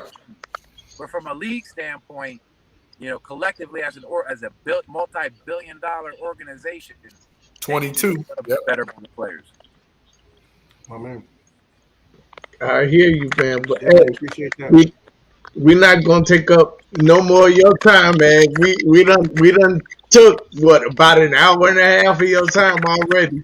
Hey, Yeah, I enjoyed it. I'm parked in a Dairy Queen. I didn't know we were gonna be on the I didn't know we were gonna be on the screen. I was mobile, and I told you I'm turning over a new leaf. You got me parked in the Dairy Queen parking lot. Don't get you a peanut butter parfait, man. That's good. Nah, man, I can't mess with this grill and chill. But look, I appreciate y'all boys having me, man. I really mean it. Good luck to you guys this season. I'm looking forward to seeing what Justin Fields is going to bring to the equation. Man, I can't wait. Oh, that's dope. We are super excited about that, man. I can't wait. Yeah. Hey, John, if you're in Chicago anytime soon, man, hit us up, man. We'd love to hang with you. We'll go to Joe's, whatever, Right. No, wait a minute. 50-50. I'm looking at there's I'm gonna try and catch one of the early seasons. We open up this season on a Thursday night. Y'all got the first game with the Cowboys. Yep. So I got an open weekend. I might shoot up to Chicago that weekend because I'll be open that weekend because I might be able to catch a game, and it's still early. That a fall day in Chicago beats a summer day any day. Let us know, and we with let's hang, man. All of us in Rashid will go to hit one of his favorite restaurants, Mercadito. It's a Mexican restaurant downtown. I'll hit you up. I'm a big fan of letting everybody know where I'm at and come through for a beer. You know what I mean? We got to get a beer. Hey, we can get you some Moors. Yeah. Definitely. I'd love to check out Moors. Yeah. Definitely. Get you some Moors. Yep, we can definitely do that. Hey, I'm gonna send you a Clubhouse shirt too. Y'all got one on? I don't have one on today. I don't. No. Well, we got Clubhouse shirts. I'm gonna send you one. I'll email you I'll send you over my address. All right, bet. Man, love. Thanks, man. Appreciate you, brother. Good. Hey, good having you on, Gilly. Appreciate it. No, I appreciate you guys, man. This is a good show, man. How long you been doing the show? We've been doing this I've been doing this since about September. And then my guys came on in when was it, February? That was February of 2021. Yeah. So we talked to a lot of former Bears, other people in Chicago. We just talk. Chicago, and we got allow them Clubhouse, baby. We got to get dialed in the week. Let's get dialed in the week of the Bears-Bucks game prior to the game. We could do that. Sounds good. That's a date. We could do that. Late October, so we should all know the teams by then. Absolutely. Yes. I'm gonna bring you a Bears hat. He don't wear hats, man. I wasn't talking. I'm gonna let you sleep on that wager. We're gonna have to put something on it. Bet. Yep. Well, yeah, man. I'm in a win-win situation, so it don't matter to me. Yes, you are. Right. Yes, you are. Yeah, you are. You are actually. This is hedging your bet. All right, fellas. Have a good one. Appreciate you, man. I'm a holiday. All right.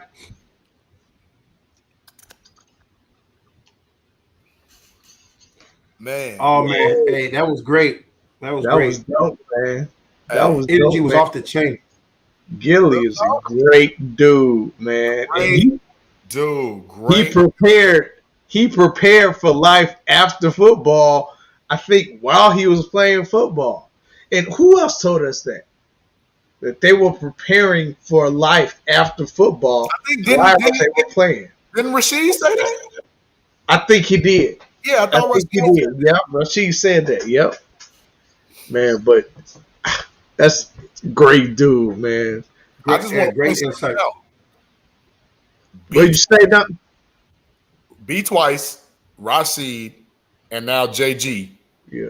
All support Rex Grossman. Maybe we judge Rex Grossman a little too harshly. No, we didn't. Hey, they love that guy. Hold on, wait a minute. When I say no, we didn't, I love him too. That was y'all that judged him wrong. Here you go. I followed him to Washington. maybe I did judge them wrong, but you know what? I don't regret it. No, but it just shows to show you that I still go judge them like that. Sometimes us as fans don't really know the intricacies of what's going on as far as this dude is really one of those guys. Of course we don't. Of course we don't. We're looking for a different pair of goggles. But that's why the pod is so important, because now for a little bit we get to get a taste of what they went through and what they see through this particular quarterback's eyes or their own eyes with this person. I guarantee you, we get some people on here talking about Jay Cutler. Jay Cutler wasn't that bad. Oh yeah. I definitely agree with that. Y'all remember when was it Tim Jennings? Tim Jennings had a lot to say, but Tim Jennings gave us the Indianapolis Colts side as well as the Bears side. He gave us both because he has a Super Bowl ring. I mean, come on. True. JG just told you he give you the Bears side and the Saints side. He give you both. And guess what? As a Bear, he played against Peyton Manning. As a Saint, he played against Peyton Manning. He give you both sides. Right. Well, speaking of the Shy, you see how I did that? Nobody said the Shy. We was talking about. I know he wasn't, but I'm going to table that conversation because we got Erica in here, and I don't want it to pass up bedtime. So we're gonna go ahead with the Shy report. See how she ain't got nothing to do. Bring on in, AB. Bring on in. Hey guys. What's up, Erica? Hello. How you doing? How's it going? You got your pajamas on. And John, I do have things that I have to do. Thank you very much. Mm-hmm. She ain't got nothing to do. Don't act like you know me. No. I'm kidding. So, John, I know you didn't watch because you refused. He did actually. What, John? You did watch? Yeah, he did. There you go, assuming. Well, you told us the last time you waited too late. You didn't want to catch up, and nah. See, you missed the whole episode after those conversations. Okay, well, we didn't. The Shy wasn't on last week, so I unfortunately I wasn't here, so I missed that. Okay, my bad. You all good? Let's get it. So it opens up with Keisha with her baby. You know, the last episode, it ended with her telling her mom, you know, I want to keep my baby. Mm-hmm. So she's decided to keep her baby. And they have like a after the baby type of baby shower for her or whatever. So Emmett and his girl Tiff, they come or whatever. They bring some stuff from that they used to have from their baby. And so Tiff and Keisha go upstairs. So Emmett is there with Keisha's mom. And he's like, what's going on with you? And she's like, who you been talking to? She's all paranoid. Because remember, she had that one night stand with the brat. And now that's eating at her.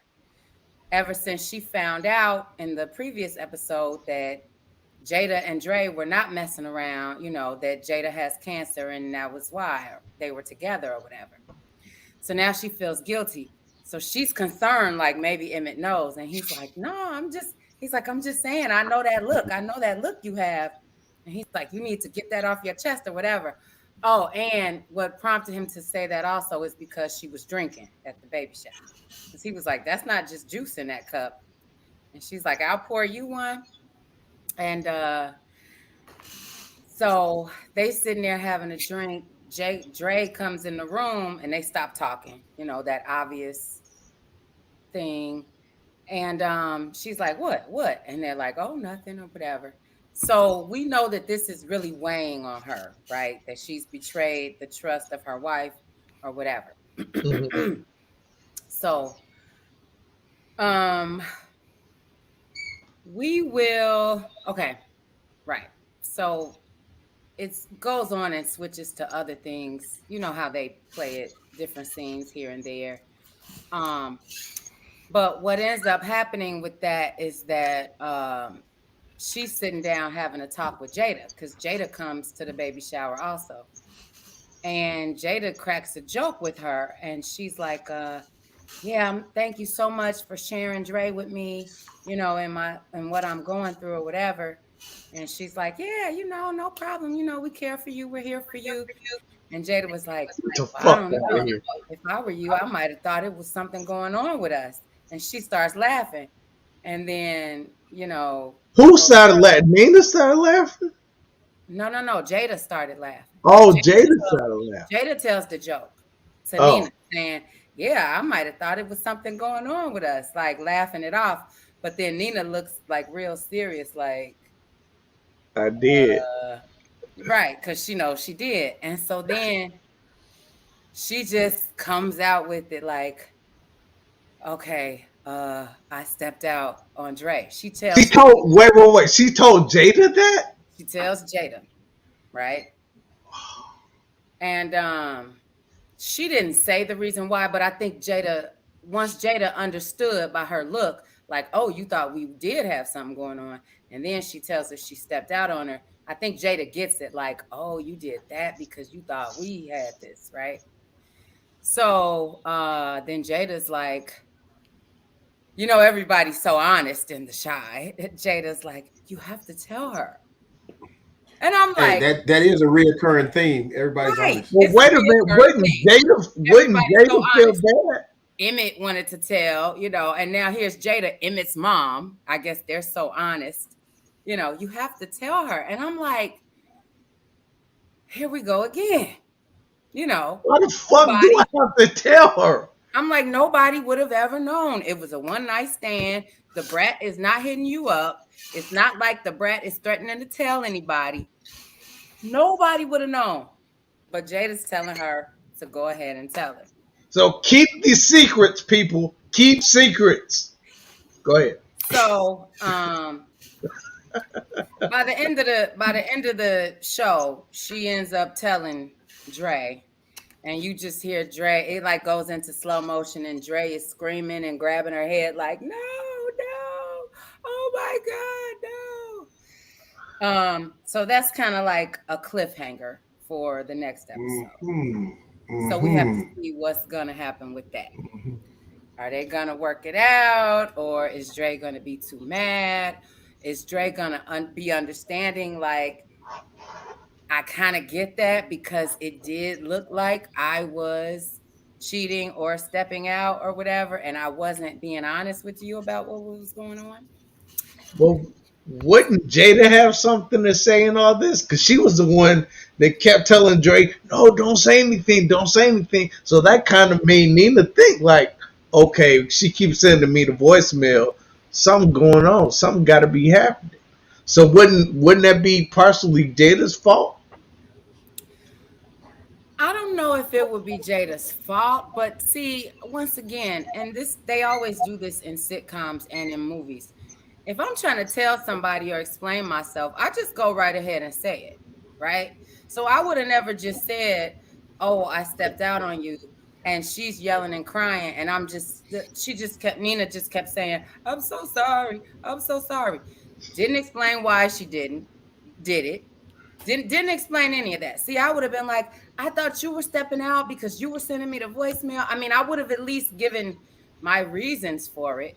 And, I would have also been like, why didn't you just tell me? that it was Jada and that she was ill, because I'm friends with Jada too. Like, you know, I would have been more along those lines.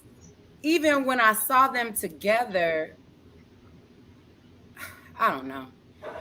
By them being friends anyway, if I saw them out together, even if she was sending me the voicemail, I would still ask before I just went and was like, oh, she doing something with Jada, so I'm gonna go get this one night stand. To me, she should have done that in the first place. And then maybe Dre would have told her, like, well, this is what's going on, but you can't say nothing. And remember, by now, Emmett already knows. So what is it still being held secret for?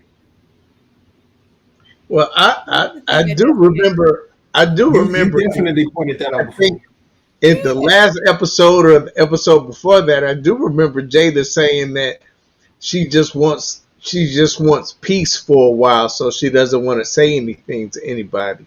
I do remember her saying that, so maybe that's why she was still keeping it a secret, even though Bennett already knew. But why would that not be peaceful to tell your woman, Jada, our friend Jada has cancer, but she told me to keep it a secret, so don't say nothing. I don't know. It's TV, man. It shouldn't be a secret anymore because Emmett knows. So then she could have followed up with, I should have told you at first, but she didn't want me to tell because she didn't want Emmett to know. But now I'm telling you because Emmett knows. Then none of that would have happened. But it's a TV show. Yeah, it's TV, man. So, it's TV. So, you know. CL said that she didn't want nobody to feel sorry for her. So that's why she didn't say nothing. Oh, yeah, she didn't want anybody to feel sorry for her, so Jada wanted it kept secret. Well, okay, but the way they put them interacting on the show is as if the three of them are friends. Yes. So what was that the biggest? Why can't you go to Nina too? Was that the biggest like dynamic in the show on Sunday? Was that the biggest I guess relationship storyline? Well, there it is. No, that's just how it opened up with Keisha and the baby and all of that. So I'm just getting that storyline out the way before I go to the other. So I got a question real quick because I did peep the episode once. Okay. My question is, how the fuck did they totally skip over? They totally skipped over how Keisha got her baby back. Right. The last episode ended with her saying, "Mama," or she told her mother, "I want my baby back." Now all of a sudden, the next episode, she hold the baby, right. Like she got her baby back. Like I want to know what the hell happened. That burned Terrence up. He didn't like that. Yeah, it did. They just went to a little girl and was like, "Yeah, I'm keeping the baby." They hadn't signed any legal documents, I don't think. I mean, they could do shit when we can't see. Like it's a real life. It's like they never explained why Ronnie's grandmother got beat down. They sure didn't. They never. I'm still wondering why they beat up the old lady. I'm still wondering why they did that. You don't know. I actually love that. Actually, not the Ronnie's grandma part. I actually love the part about how they cut right to the chase, and she says, she asked her mom, why are you guilt tripping me? She said, well, she said she didn't have a problem with it. What else was she supposed to say? So it kind of leaves us. It leaves enough room to give a backstory if you want. It wasn't. I don't think that. I've seen some things that I thought were lazy writing. This isn't one of those things. I think this is actually pretty good. I don't think that they didn't go into great detail, like you said, T. Nick. Like how all of a sudden you just get the baby back. You say you won, all of a sudden you got the baby back, so you're not going to tell us anymore. Hey, right. If inquiring minds want to know, they left that door open. So I kind of like the way they did that. Yeah, and then I guess what would have been just a scene with her and Tabitha, like, yeah, sorry, you're not getting a baby. Well, shit. Oh, I what? mean, it could have been some kind of drama or something. There was nothing. Absolutely It could have gone nothing. that way. I Anywho, mean, the you can't just get your baby back after you tell somebody you can have my child. You can't just say, "Nah, I changed my mind." if you haven't signed any legal documents, you can. How do we know that they ain't signed no legal documents? They didn't show them signing any legal. So It's a lot of things they don't show. So you're just left up So to apparently they assumption. didn't, because she just said, I don't want to get my baby up," and that was that. we don't know what they signed. We don't know that. We only But I know mean, what they show us, Terrence. We only know what they show us. Maybe something might come about that later. Tabitha might come back for revenge. Give me that. come back and kidnap a baby Yes, or she might something. come You back. can't come back and legally take Baby. somebody's biological child. That's just not about to happen. If so, then that you're right, Jay. That is lazy writing because that's a lie. Well, shit, it's drama. People want to see it. Shit, I want to see something. Well, I have a question.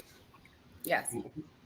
Being a avid video game player, I've never seen any video game huts on the West Side where you can just buy a soccer car playing video game and then go on the West Side and play it in front of a bunch of people. Hell, I ain't never stood in no line for nothing but Madden and Live or Madden and 2K. I ain't never seen none of that shit. Hey, I don't know. I ain't seen none of that shit We'll either. circle back when we get to that. Can Kevin catch a break? Finish with Keisha. I want to finish with Keisha. Okay. So, another portion to this story with involving Keisha is that one night, they keep asking her, "Have you named the baby? Have Thanks, you named the bullets. baby?" And she hasn't named the baby yet. And so then by the end, she ends up having a flashback dream about when she was abducted and Ronnie saved her.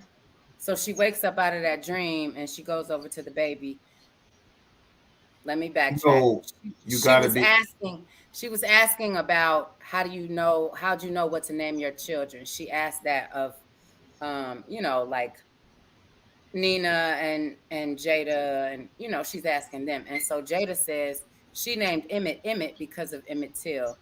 And she remembers hearing that story growing up, and she named him Emmett so that Emmett Till's legacy could carry on.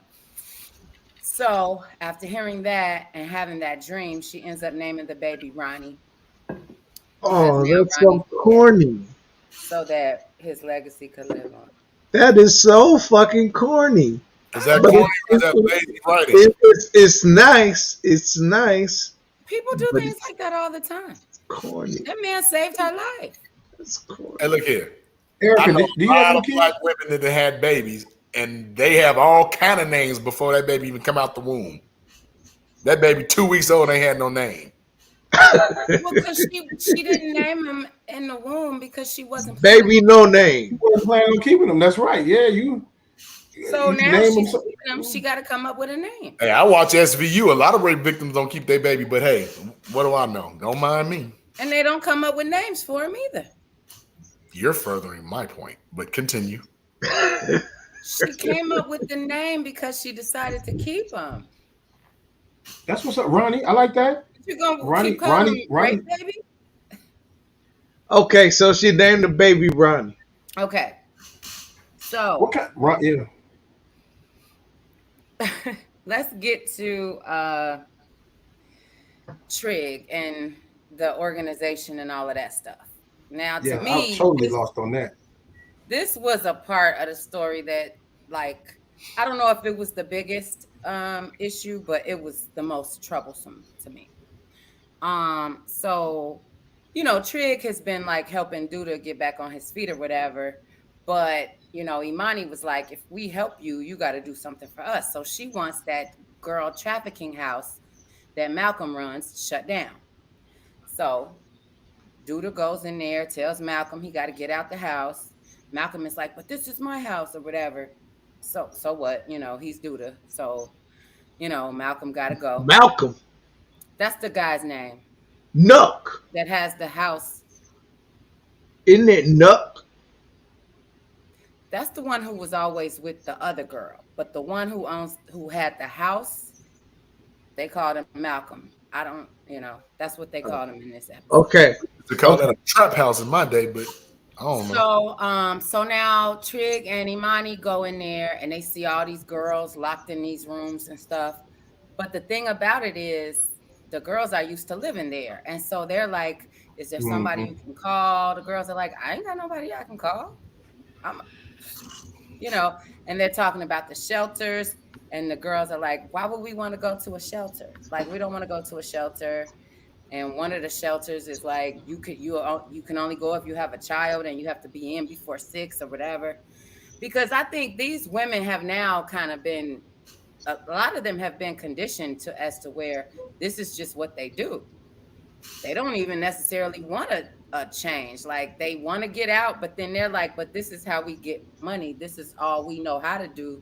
So if you put us out in a shelter, then what we gonna do? If I got to be home by 6 p.m. in order to have a bed at the shelter, I can't do my job.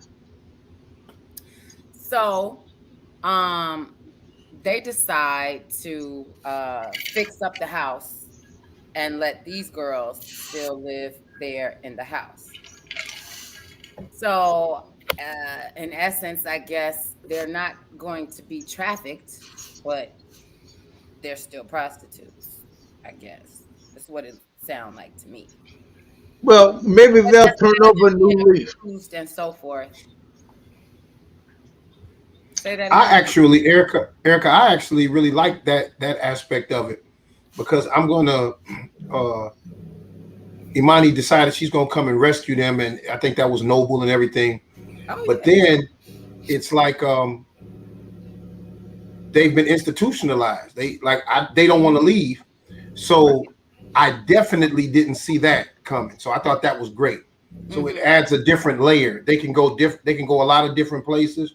Or T-Nick, they can do what they did with the baby, and just if they get tired of that, they can just come back next episode and say, "Oh, they all moved out." Get that shit. They all got jobs and moved out. Yeah. Do you not think it was key for the young lady to say, "What's the difference?" Because if you telling me I got to be back in by 6, and dude is telling me what I got to do too, what's the difference?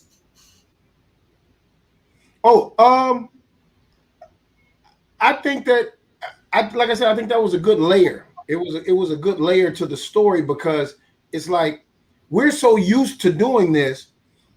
It's like once you take the lid off the jar, they don't know they can fly. They don't know they can get out because they're so used to being there. They don't have any place to go. I don't know.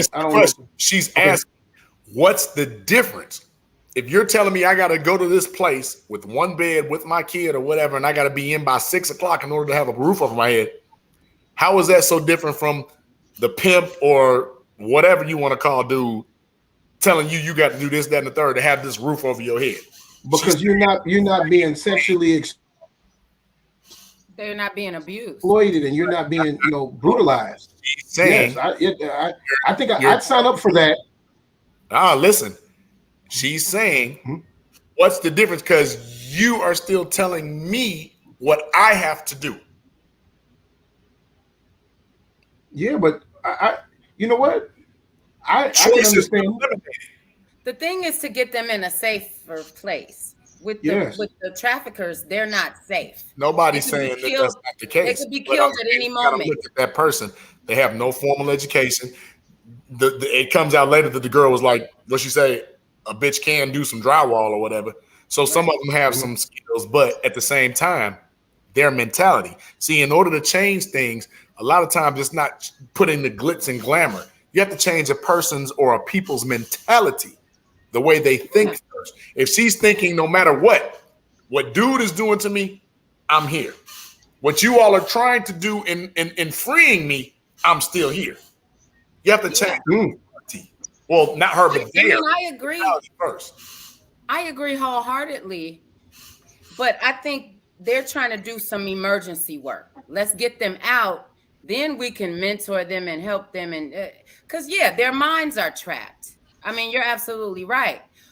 But let's keep them safe first. I mean, their safety is more important at this time. It's So, critical. Erica, as a young Black woman, are you safer in a place where you at least feel safe, or are you safer out in the world where everything's brand new and a little bit overwhelming to you?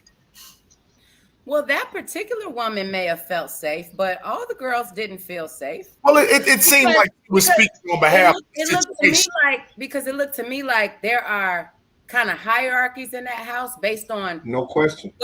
what the women do and what they won't do. The one in charge of the girls. I am in charge of the girls. Hold on. I didn't hear what you said because I was still talking, but we'll get back to that. But let me finish my point. The reason I say that is because you had some girls that were locked in a room from the outside. You had other girls with the door wide open. The girls that do this, they're not going anywhere. They have a certain amount of freedom. And the girl that was stating what you're saying is one of those girls. Yeah, of course she feels like maybe I'm safe here. Maybe she's not getting beat up and stuff like that. She may have a little say-so in what tricks she goes on and whatnot. But those girls that were babies that were locked in that room from the outside in, they don't feel safe. That girl that Imani was trying to help that came to get her hair done, she didn't feel safe. So you don't think the outside world of which she's devoid of is safe to her? I think the outside world is safer than being brutalized by a pimp. Yes. The answer would be no, because she had ample opportunity to go to their that. mindset can't see that. I understand what you're saying, and I agree with you. But they're looking for the safest thing right now. Get those girls away from that man. But if I'm not mistaken, weren't all the girls locked up at first? Well, I'm considering this episode.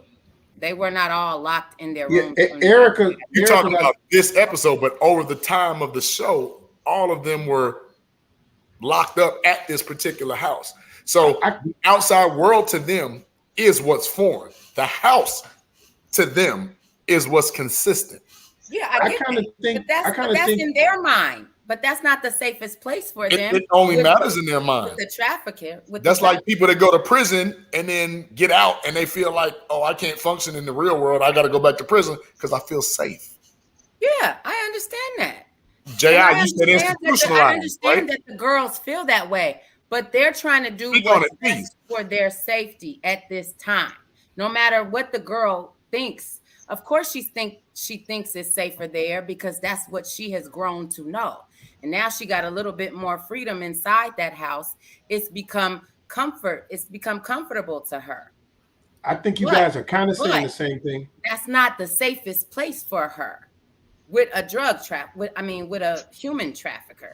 It's not the safest place for anyone. No, I think you guys are kind of saying the same thing. And no question, I don't know if you guys have seen Shawshank Redemption. One of my favorite movies. It's kind of like the same thing. The old guy, I have a routine in prison. Right. I have a routine in prison. And now when I get out, this guy's thinking of killing himself. All of them, because I don't have anything to do. Because he don't know what to do. Actually, he did. Oh, man. And that's what it is. Because the truth of the matter is, I'm talking about Morgan Freeman was thinking the same thing too, because it was like, hey, I was the man in here, and now I'm in the world, and everything I did in here means nothing. And you know, as terrible as prison is, and as much as I want to get out, you know what? I'm scared to death. I don't know what's going on. I see it a lot with kids. Like, I can't wait to graduate from high school, and then when they do, they don't know what to do. Think about it from the ladies' perspective, because when they got dude out the house, like that manipulation period was over, but they still feared going out into the real world. They were like, to do what? You're taking this house away from us so I can what? Go to a woman's shelter? Hey, go to an apartment? Let me shift gears for 1 quick second. I don't really know. Come on now. I gotta laugh at this because T Nick was heated. Like, how they just gonna get a baby back? So would you have rather they had done the same thing, like they got Buddy out of the trap house? All it took was Duda to raise his voice. So you want somebody to come over there and raise their voice at the lady? I love the show. I love the show because I like it. It has its ebbs and flows and its ups and downs. But he said, "Hey, your services are no longer needed." What do you mean? This is my house. He just yelled at him, and that was it. So maybe they went over there and yelled at the. Maybe they went over there and yelled at the lady that got the baby back. No, what it would have been something. I'm tripping. It would have been something. Give me something. They gave me absolutely nothing. I can't tell you how they got that man out of his house either, because if it's really his house, that means he's got some documentation that says he. Man, look, you don't fuck with Duda. If Duda said get your ass out, get your ass out. Get out. That's the mayor of Chicago, man. I ain't finna argue with you. Yeah, it's easy. Fuck out.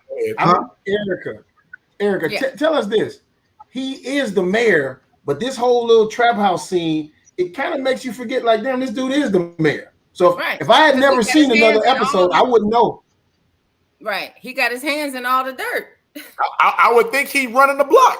I really would. He is. He is running the block. No, he's running the city, but they're focusing on him running the block. He runs everything. Like Lori. She'll run the block. She's just the figurehead of anyway, they end up having this idea that the ladies, they should just fix the house up and the ladies can stay there. Since most of them are not going to be able to go to a shelter because of their lifestyle and nobody has anybody to stay with, so they're going to fix the house up and they're going to still live there. Come on, there's more to it. Come on, you got it. You forgot the name. The name was really important because of one of their fallen sisters. Right. So they're gonna call it Trinity House because Trinity is the one who ended up dead, the one who Imani originally was trying to help. Yep. So they call it Trinity House. Oh, that's so nice. So what do we have to look forward to the next episode? Because it sounds like that episode was a little bit boring. Hey, time out though. Hold on. We're not even halfway through. Hell no, you're not, because you're not gonna talk about that. That's why I'm trying to get.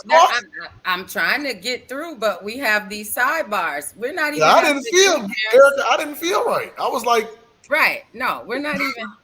So talking about what? The thing that's going on with Trig and that organization, you know how they try to intervene with domestic violence and stuff like that. So that same couple that they intervened with, I think that was episode before last, and they took dude out the home and had Vic him Mensa. Huh? Yeah, that was Vic Mensa. Okay, right. Yeah. So him and his wife, I guess the wife or girlfriend, I'm not sure. Girlfriend. Her brother comes and is coming at, his name is Jamal. Like, don't put your hands on my sister, you woo up the bam or whatever. And so they're fighting or whatever, and Trig is there. And so he's telling Jamal to just cool off, let's go take a walk. So they come outside. The brother comes out with a gun. He's pointed at Jamal. Trig is trying to shut the whole thing down and stop it. So Trig is in front of Jamal, and the guy is across from them pointing a gun at Jamal's face, really at Jamal and Trig's face.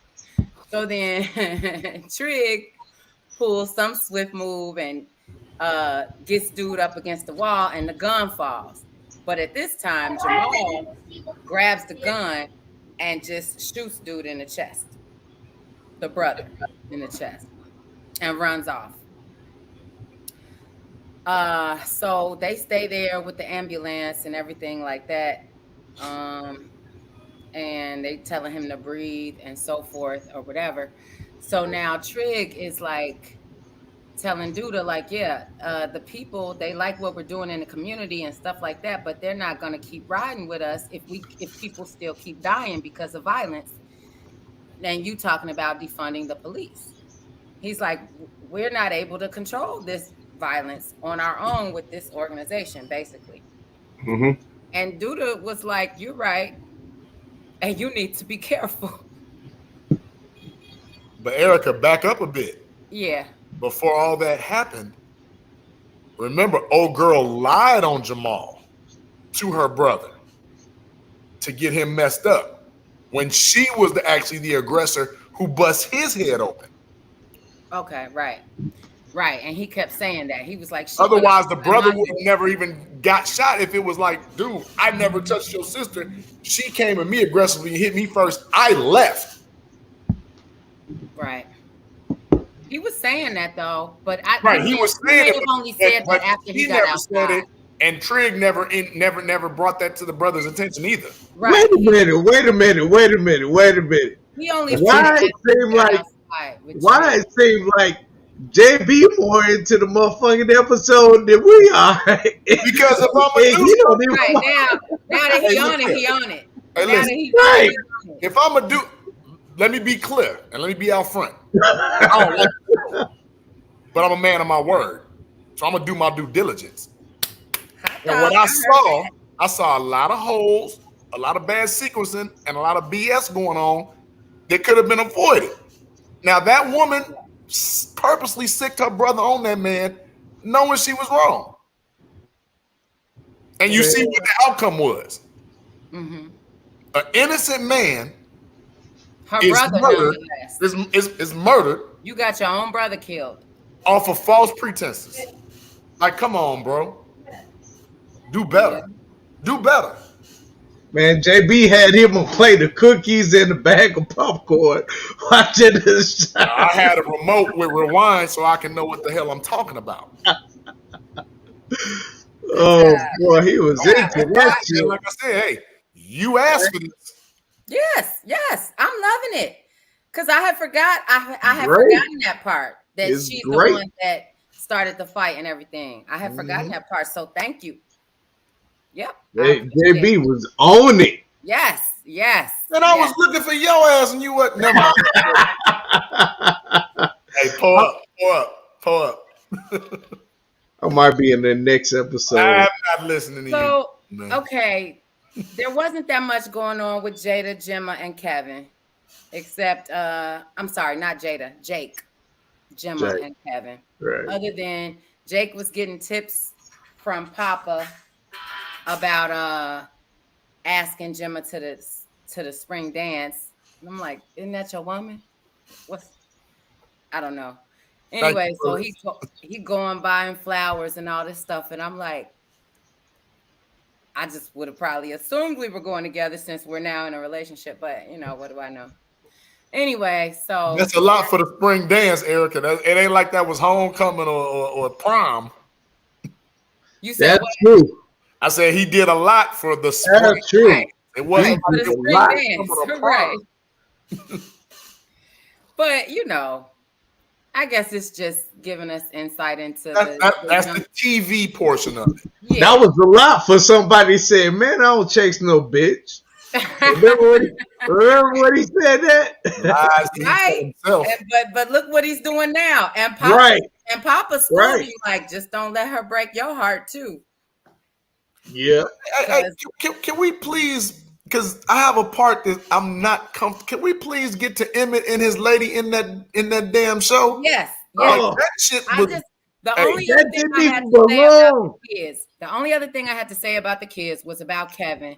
He's still lovesick. He goes to buy that game. John, this is what you were talking about. Mm-hmm. He meets old girl who was able to get the game and goes back with her to the west side to play. And then, he's cool there. And then he asked her out. And she got friend zoned. I don't like he got friend zoned. I don't even see you like that. I don't see you like that. I don't see you like that. And I'm like, oh, Kevin. My heart goes out for him. First little heartbreak, and now this chick talking about, you corny. I don't think he called him corny. Wait, like, he corny and he whooped her on the game. And then she stuck out her hand. She stuck her hand out. Like, I want a hug. Right. She stuck out her hand. Not even a church hug, just a. So my heart kind of sunk. My heart sunk for him at that moment. But, hey, that happens to the best of us, right? So, okay. So now. So let's talk about this freaky shit that didn't even belong. So Tiffany has a setup. Chris. I Tiff wasn't is ready for gonna that. go and sell edibles at a sex party. She's like, yeah, you want to go? He's like, I don't want to go to no sex party, yada, yada, yada. Then later on that night, he starts thinking about it. So he's like, okay, yeah, I'll go. So, they in the party, but like Tiff is more or less like actually working. She's trying to sell her edibles or whatever. And Emmett is like walking around, taking a look-see, and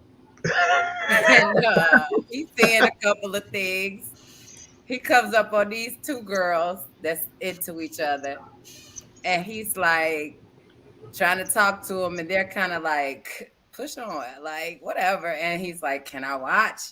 And they're like, no. So he's like, damn, okay.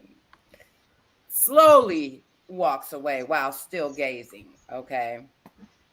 And he just looked around like he had never seen none of this that was going on before. And so ain't none of us seen no mess like that. You said what? Because he hadn't, and ain't none of us. The girl had a snake tongue. It was split and all that kind of. I saw that too. I was wondering. I said, "Am I seeing something wrong?" Hey, I done had a couple of people that had some sex parties, and it was just going buy some toys and stuff. That was something else. I was uncomfortable. Okay. I mean, believe it or not, I know some people that go to places like that. Yeah, and normally on the news and be shut not down. Me. I said I know some people. Yeah, we got a friend. My friend. Her friend that gave her the invitation, she just didn't get that time. It's not me. This is for you, Jay Irving. It's not me. These two men sitting right here have known me for 10 plus years. And I believe both of them would believe me when I say it's not me. I say hurry. You see, Terrence was confused. He said, you? I said, no. I was just kidding. I know you ain't going to no place like that. I saw a young lady who had a tongue that looked like a damn snake. I was... And she was moving both sides. Hey. So is that a woo, I wonder, or is that a no-go? That's too weird. No, that's too weird. What the hell is going on? That's I think you just gonna buy a couple of I might think that could be hell no. Pleasureful. I don't know. I don't have that type of mind. Okay. Okay. Hey, Bullet said, T. Nick, I'm glad you weren't in the sex party scene. He's not laughing. What if he was? He's like, I was. Oh, dang. Be like, no, I was not. I was not. I was standing, but he was standing behind the girl with the. It was edited out. Bullets. I would have got my ass whooped. My lady would have whooped my ass if I was in that scene. No, I wasn't. I was not. Hey man, let's stop. But I would do it on the low. So now when they go back and they're sitting there talking to this other lady. Just kidding, Norfolk. And so Tiff is like, are you single? And she's like, 5 years, but she shows a wedding ring. So basically she means like, no, I'm married. And she's like, how do you manage being with your husband and coming here and doing all of this? And she was like, usually a couple that plays together stays together, and then her husband comes over. And so then she's asking Emmett, like, did you see anything you like or whatever? And Emmett is like, oh, well, we might have to come back when my lady is free and not busy working or whatever. So it looks like they are like really embarking upon this open marriage thing. I still don't think it's going to work out in the long run. It never works, but anyway, it's TV. Tell live vision, but keep going. Tell live vision. So, okay. So I got to everybody. I got to all the storylines. I don't believe I missed anything. You didn't? No. So what do we have? What was the highlights for the next show? Did they show what's up and coming?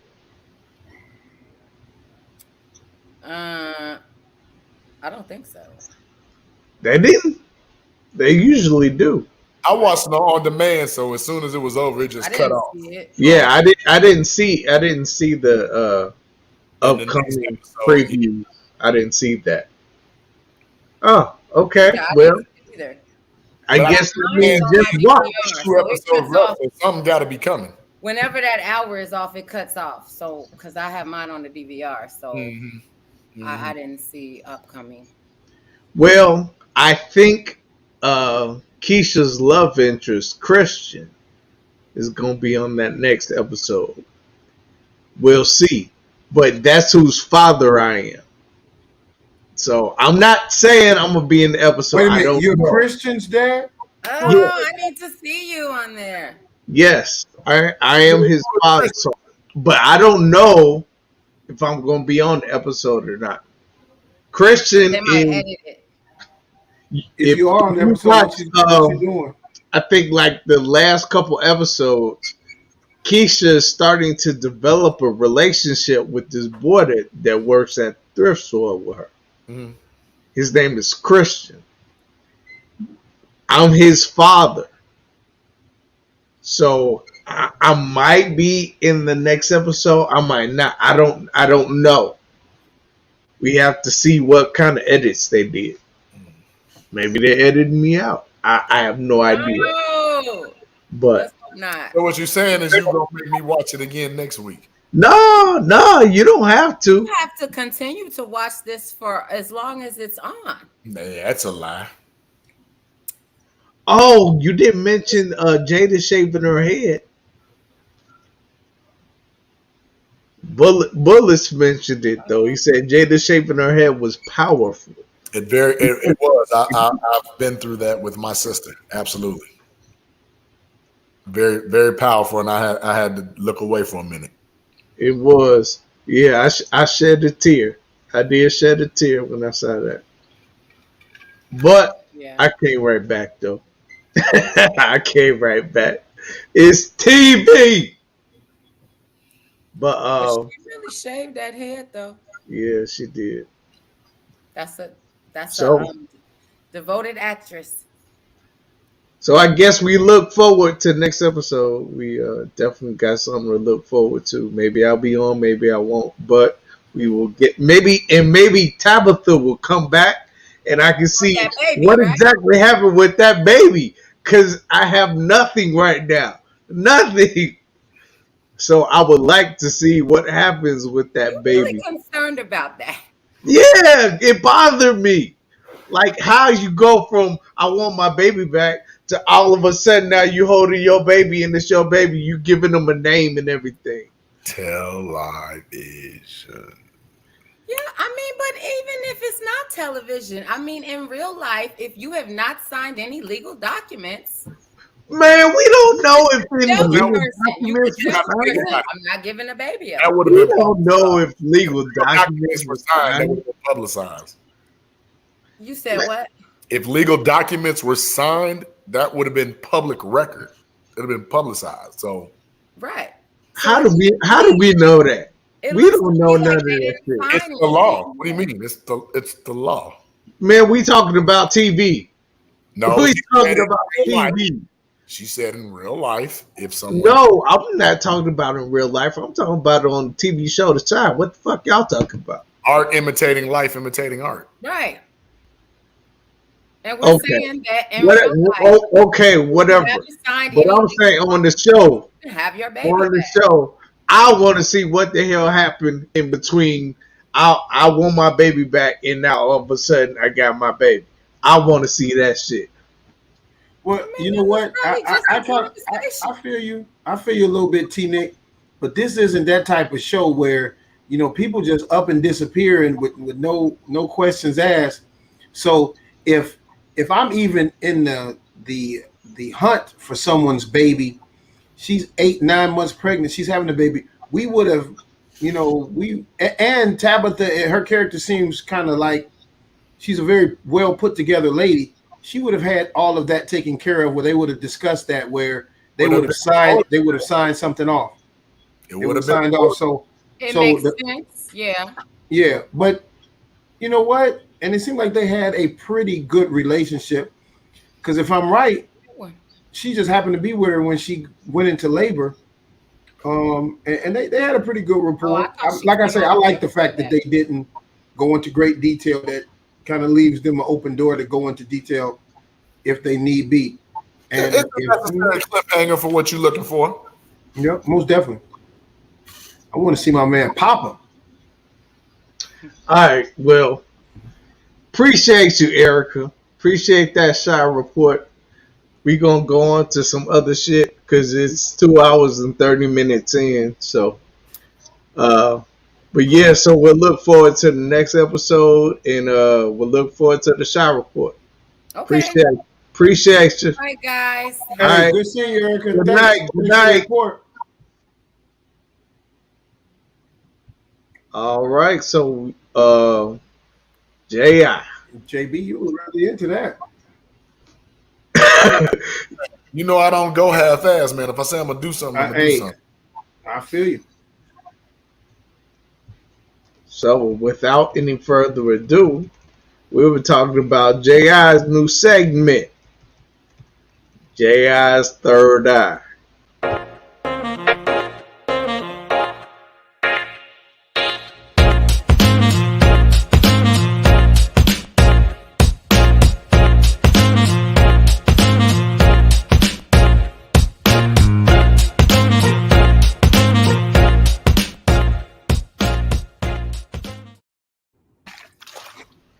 All right, J.I., take it away, bro. Hey, that's what's up, man. The third eye. I mean, you know, if you're familiar with the terminology, third eye means like you see things that might not be there. My mind's eye. You might look into things kind of deeply, you know. So you're a philosopher. Yes. I think very deeply. So, hey, I wanted to touch on something that wasn't that controversial, and I had a lot of topics when I thought about it, and I say we'll get into something a little heavier. But I'll give us something that we can kind of chew on for a little bit and keep it sports related, because Gilly actually got into a little bit of it today, and we talked about it in a couple other podcasts. So let me get right into it. Players coach or X's and O's guys? What kind of coach do you really want? Now, we're going to see movies, and the movie's going to have the best of both worlds. It's going to be a guy who really fire and brimstone, and he's, you know, Joe Pie in your face, but then when the game's on the line, he's drawing up the play. So he's a little bit of both. But in 2021, what do you want? Do you want a players coach, or do you want an X's and O's guy? Does the head coach have to call the plays, or does he just have to rally the troops? So when we think about that, what do we want? Who do we like? Do we like Mike Ditka and his rah, and you have offensive coordinators, and Buddy Ryan is arguably really the architect of that team, but you like that persona? Or players coach? And what is a players coach? Before I get into that and let you guys touch on this, I kind of want to say this. It's like when we think of a players coach, it's probably somebody that plays, so they understand how the player's body feels and what it's like to be in a locker room. Somebody that gets along with the players. Somebody who's a little bit more personable. Somebody they can relate to. Very much like Gilly said. Like, hey, this guy comes around and you know, like Dick Duran, and he's very easy to guy. Nobody felt uptight. So what do we want nowadays? NBA, NFL, Major League, players coach, or an X's and O's guy? Somebody that really knows what they're doing. I mean, not that the other coach doesn't. T, can I take this first? Go ahead.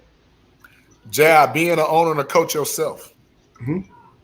I think there needs to be a fine line between the two and a combination of both at the same time. Because when you're too much on one or either side, catastrophe can occur. Mm-hmm. When you're too much of a player's coach, you tend to want to play people because of your relationship with them. Yes. And that takes away from your emphasis on production. Yes. When you're too much of an X's and O's guys, you might lean towards the technical sense, but not lean towards that guy that's going to break his neck for you. Mhm. So I say there needs to be a mesh, a good balance of both, because playing with a player's coach, although you can have some success, eventually the player's coach is going to try to get everybody in the game to play just to pacify or to, you know, be the beloved coach, right? Yeah. And I'll take Lovie Smith in this instance, who was deemed a player's coach, who had ultimate success in reaching the Super Bowl, right? Yes. But then we can go, and I'm not even going to talk about like what Belichick did, but as an architect GM wise. But Belichick is an X's and O. I'm going to plug in whoever's going to run what I say run, and we're going to win. And he proven not only to get there, but to win multiple times. So by me saying that, I hope I'm not being a little contradictory, but if we had like a 60-40, 75-25 lean, 70-30, I would lean more towards the X's and O guy than the players coach. Because like, unfortunately, like we love certain players, but it's like, hey, you know, where does a realization come in? Like, you ain't got it no more. Or this is not what you do best anymore. That's a hard conversation to have when you're a player's coach, because you're loved and revered as such, to where the player aspect is, hey, man, I'm going to run through a brick wall for this dude because he's a player coach, as opposed to I'm going to run through a brick wall with you because that's my job. So I'm me personally, I have to side a little bit more. I'll say 65-35, 60-40, somewhere in that realm, to the X's and O's guy.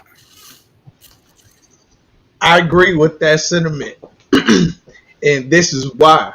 If you're too much of a player's coach, your players will take advantage of that. Your players will take advantage of your candor, your kindness, your caring. They'll take advantage of that, and they'll try to run over you. So you can't be too much of a player's coach. Or not just run over, or they'll feel that their voice is equal to the coach. Right.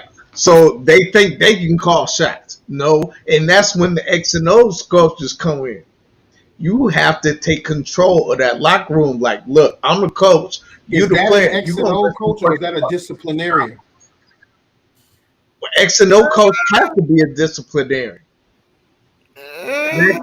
X and O coach has to be a disciplinarian. In the sense of what you're talking about, T, yes. Jay, I know where you're going with this, but then that becomes, I can be a head coach and be an X and O guy, but my offensive coordinator is the player's coach, but my defensive coordinator is the disciplinarian. So when you're talking about the pro levels, there's more of a hierarchy about that. So look at this guy, Matt Nagy. Let's look at him for a second when we talk about players coach, X's and O's. X's and O's coach. He don't know. He don't know which he want to be. No, I think he does. He wants to run his system so badly that even the players that are not capable of running his system, he's going to run his system because he's so much of that X's and O guy. But he wants to be everybody's friend. He wants to be every player's friend. And you already hear that from him, yeah? You hear the players say it all the time. Oh, Matt Nagy's a player's coach. He's a player's coach. You know, he's a good guy. He throws us parties. Hold on. Let's not confuse wanting to be liked with an X's and O's guys. Because I'm saying that's a player's coach. You know how you know Matt Nagy's an X's and O's guys? Where's Mr. Trubisky right now? Yeah, that's why I say he don't know which one he want to be. He playing both sides of the fence. He told you where he wanted to be. Hey, run my shit or get out. Not get out or sit down. But he wants to be everybody's friend too. He's not the disciplinarian X's and O's guy. I was just talking about saying it's a fine line. I guess it is a fine line. Now, Matt Nagy is jumping from side to side. He don't know. That's why I have when you're problems not with producing that. the way you're supposed to do X's and O's wise, you kind of have to be a player's coach to rally the troops to keep your job. No doubt. Being men of a certain age, check this out. It seems like we say, hey, if you do that, then the players will think their voice is equal. Mm-hmm. Mm-hmm. In this day and age, isn't that the case? If not more, a superstar player can get a coach fired in a heartbeat. Hell yeah! Wait a minute. Look at LeBron. Or can get him hired. Hey, I'll come here because this guy wants me to coach him. So the truth is, wouldn't it behoove you to be a player's coach? I mean, you can always bring somebody in to be the technician to kind of set things up. And if you want to, listen, as a head coach, your job primarily, and I guess GM a little bit, you want to coach the coaches. And if you're not a coordinator yourself, but in competitive recreational sports, I want to say I'm 85% managing personalities. You are. Absolutely. 85%. And then I'll be lucky if I call any plays. Hell, people think what I'm saying is just a suggestion. And we're going to punt the ball. No, I don't think so. I wasn't asking. So can I interject for a second, Jay? Go ahead. I've known you for many years, correct? Yes. I know what you can do. I know what you've accomplished. Yeah. As a athlete, as a quarterback, I could play for you because I know you're going to put me in the best position to win, no matter whose feelings are hurt at the end of the day. Yes. So that, again, makes you kind of teetering on the X's and O's side more than the player's coach side. Because the player side, right, that's the relationship that would get me over to play with you. You know what? I like that. You know why? Because we're putting the term player's coach in its proper context and proper perspective. I hear this all the time. And I know you got a player on your squad, one of his favorite lines, this is some buddy ball. This is buddy ball. This is buddy ball. This is favoritism. And I've had people on my team say it's favoritism. And they tell me it's favoritism. My favoritism. You're my guy. I favor you. So if you're not playing, it's not because I don't like you. Now I have to.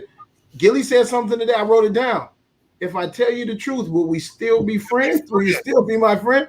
Because the truth is, I favor you. But if you want to be here are the ABCs of me. If you can do what I ask you to do better than the next guy, you'll be my favorite. That's it. And that's sometimes a little bit too much truth. Now, this is supposed to be recreation. It is. So we're all going to have fun. But at the same point in time, people appreciate being competitive. You can't relax on your laurels when it comes to that. You can't. Yes, I think that's what kind of came, and it was Lovey was snake bitten by that a little bit because he was loyal to guys. They were good players, but they were getting a little older. And Lovey says, "Hey, I'm gonna ride or die with these guys," and that got him so far. But other players were saying, "Hey, it's time to move on." It did, and that kept a lot of good talent off the field when it probably should have been split time. I think so. So that was my thing. X's and O's is somebody that's going to tell you, hey, they're going to come in and we're going to do a 67X jet, or we're going to do a, what is it? We're going to go 4-4 cover 3, ends wide, Mike blitz. Okay, and then people need to know that I can't do that now because you kind of practice one day a week, and everybody doesn't know the X's and O's, and we can't, check, hot Oakland, and people don't really know all of the checks and the calls, so you can't be an X's and O's guy. So you have to create and cultivate relationships, which is not a bad thing. It depends on what level you're at, but I think whether it's recreational or professional, I think it was like a TV show my brother was telling me, and one of the quotes, it was like 90% of the businesses, I just don't like that guy. If you like your coach, I'm running through a brick wall. Correct. I respect you as an X's and O guy, but I don't like you. I'm not running through that brick wall. And so you got to like them. And sports is the ultimate meritocracy. The best guys will be on the field. Good word. It should. There should be. Should be. Should be. But here's what happens. But if I'm a program like the New England Patriots, and we have success, and we're going to win anyway, I don't need to take on maybe someone that I think might be problematic like AB. I don't bring AB in because we can win without you. Now they didn't, but that wasn't just because of him. I can get rid of Chad Ochocinco if I'm not really happy with what's going on because we can win without you. But if a team is very, very desperate for identity, some type of validity, or they just want to win, great programs can win systematically without. So sometimes the coach has to have a little bit of credibility himself. John Gruden, 10 years, $100 million. He can trade Khalil Mack. Any other coach would have been outside of Belichick, probably would have been run out of the city for trading that type of talent. So let me touch on that. And I'm gonna give you two scenarios. You said the word systematically. I'm not even gonna use Belichick because that's too easy for one side. Plug and play, X's and O's. Whoever's in my system, we gonna thrive. But let's look at a guy like Mike Tomlin as a head coach. Mike Tomlin, in his tenure, has never had a losing season. Mike Tomlin, for sure, is an X's and O guy. He's a plug and play guy. Whoever's producing is going to play. He got results. We cannot even state anything negative to a Mike Tomlin type. But let's go to a player's coach type in a Doug Peterson, who won a Super Bowl after Carson Wentz got hurt with Nick Foles. So there's a fine line. But when you break it down to the essence of what we're talking about, the best players, once they buy in, will produce the best results. And that's still based upon the X's and O's. Hey, we love the Bulls. Doug Collins had ample opportunity, but they didn't win until Phil Jackson got it. Now, technically, would Phil would consider himself a player's coach, right? Yes. It would be Tex, the X and O guy. There you go. Exactly. And we all know I like the team. And we all know Phil didn't win them championships as much as Tex did. We all know. Definitely. Most definitely. That's non-negotiable, non-debatable. Most definitely. Well, let's wrap that segment up. Sounds good. That's hey, great. deeper way to look at it. We look at the coaching and look at it with my third eye. Give it a little bit of a deeper look. Look at your little nightcap there, buddy. Hey, yeah, man. Shit, I popped it out of the damn. That's alcohol. Urban again. Yeah, man. I was actually going to give people a actual review of the. I think you gave a review the first time you sipped it, and you said it's not bad. Uh-oh. Yeah, I said it's not bad, but I didn't give like a detailed review. Well, put it out, because if I spend $60 and it tastes, I might as well. Yeah, I do remember saying it cost $60 though. Yeah. So let me buy the Jim Beam for $15. Shoot. So the aroma is different than Jim Beam. Is it robust? It is. That's a good thing. That's it is.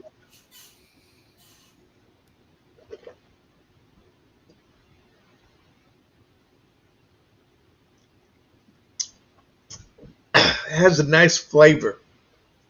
Drink some more. Go ahead and take it all. Hold on. He might have to drive, J.I. Hold on now.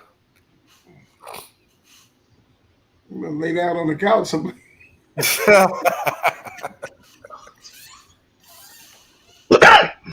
So you want it all over your tongue, because the tongue has different little Shut up, J.I. Hey, he about to pass out over there. Hey, Terrence. That's his first drink ever. What's that? Did it hit you here, or here first? Here. That means it's not that smooth. Here. So good liquor hits you here or here first before it's okay. It's okay. Like I said last time, I fuck with Jim Beam and probably drink the rest of it and see. Maybe it'll taste better than the last. Shut up. But again, remember, a $14.99 bottle of bourbon can be $60 if Scottie Pippen put his name on it. Yes, no doubt. And I'm almost thinking that's what this is. Because I'll tell you right now, I didn't. Hey, I'm a connoisseur, and some Jim Beam has been better than some of that high profile stuff. This is a $25 bottle of bourbon with Scottie Pippen's name slapped on it, so now it's $60. There you go. You ain't gave it a good try. Take one more swig of that, man. Go man, Dad, get your ass out of here, man. He didn't swish it around on his palate. I know he didn't. Come on, man. You ain't doing Scotty right. There you go. And Scotty, if you watch, I did that. You missed it. Scotty, come on the show, Scotty. We would love to talk to you. Yeah, Scotty. Like I said, we fuck with you, man. Look at that. I done drank that much of your bourbon, so you should be on the show just because of that. Hey, just because of that. Wait a minute. What? I think this is the best. This is the best promotion and advertisement for that. T. Nick is slurring his words and everything. They got that little shot. I am not scummy. So I'm not slurring. When you don't have time to drink one whole case, just take 3 swigs of this, and you'll be slapped. Okay, I got you. That's what's up. Hey, that bourbon playing good defense, ain't it? Hey, I'm curious now, man. I might have to get some of that. Well, I'll split it with you, man, because I ain't spending no $60 on $60, small thing to a giant. Hey, man. Hey, giants don't become giants and stay giants by wasting petulance. So I made this post the other day about Portillo's not really being that Chicago staple, that Chicago go-to that a lot of people make it out to be. It's okay. It's okay, but you ain't never gonna hear me say, man, let's go to Portillo's. You ain't never gonna hear me say that. And we were gonna have somebody on the pod who actually swears by Portillo's. She was like, they A1. I don't know what you talking about. Man, Portillo's. I know who that is. I know she's from the West Side.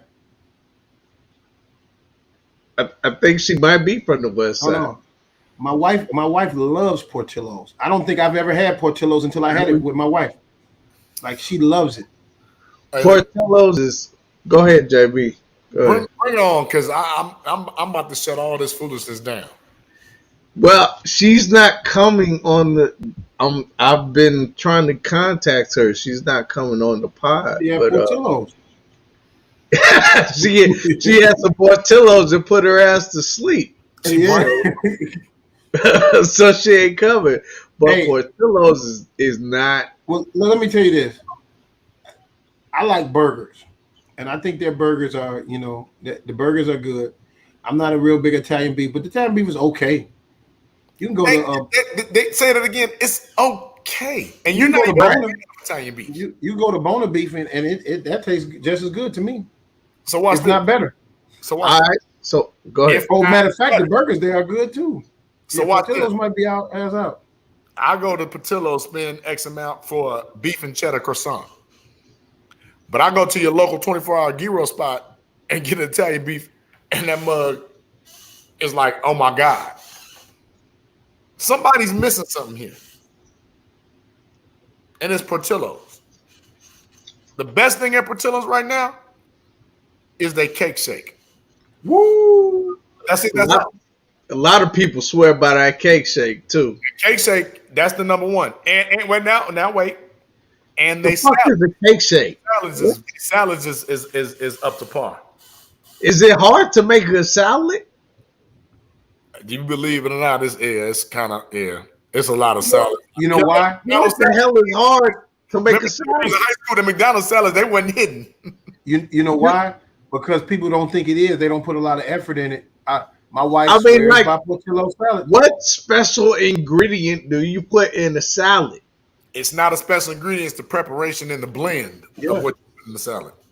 You throw some lettuce, some little cherry tomatoes, some carrots, and some peppers, maybe.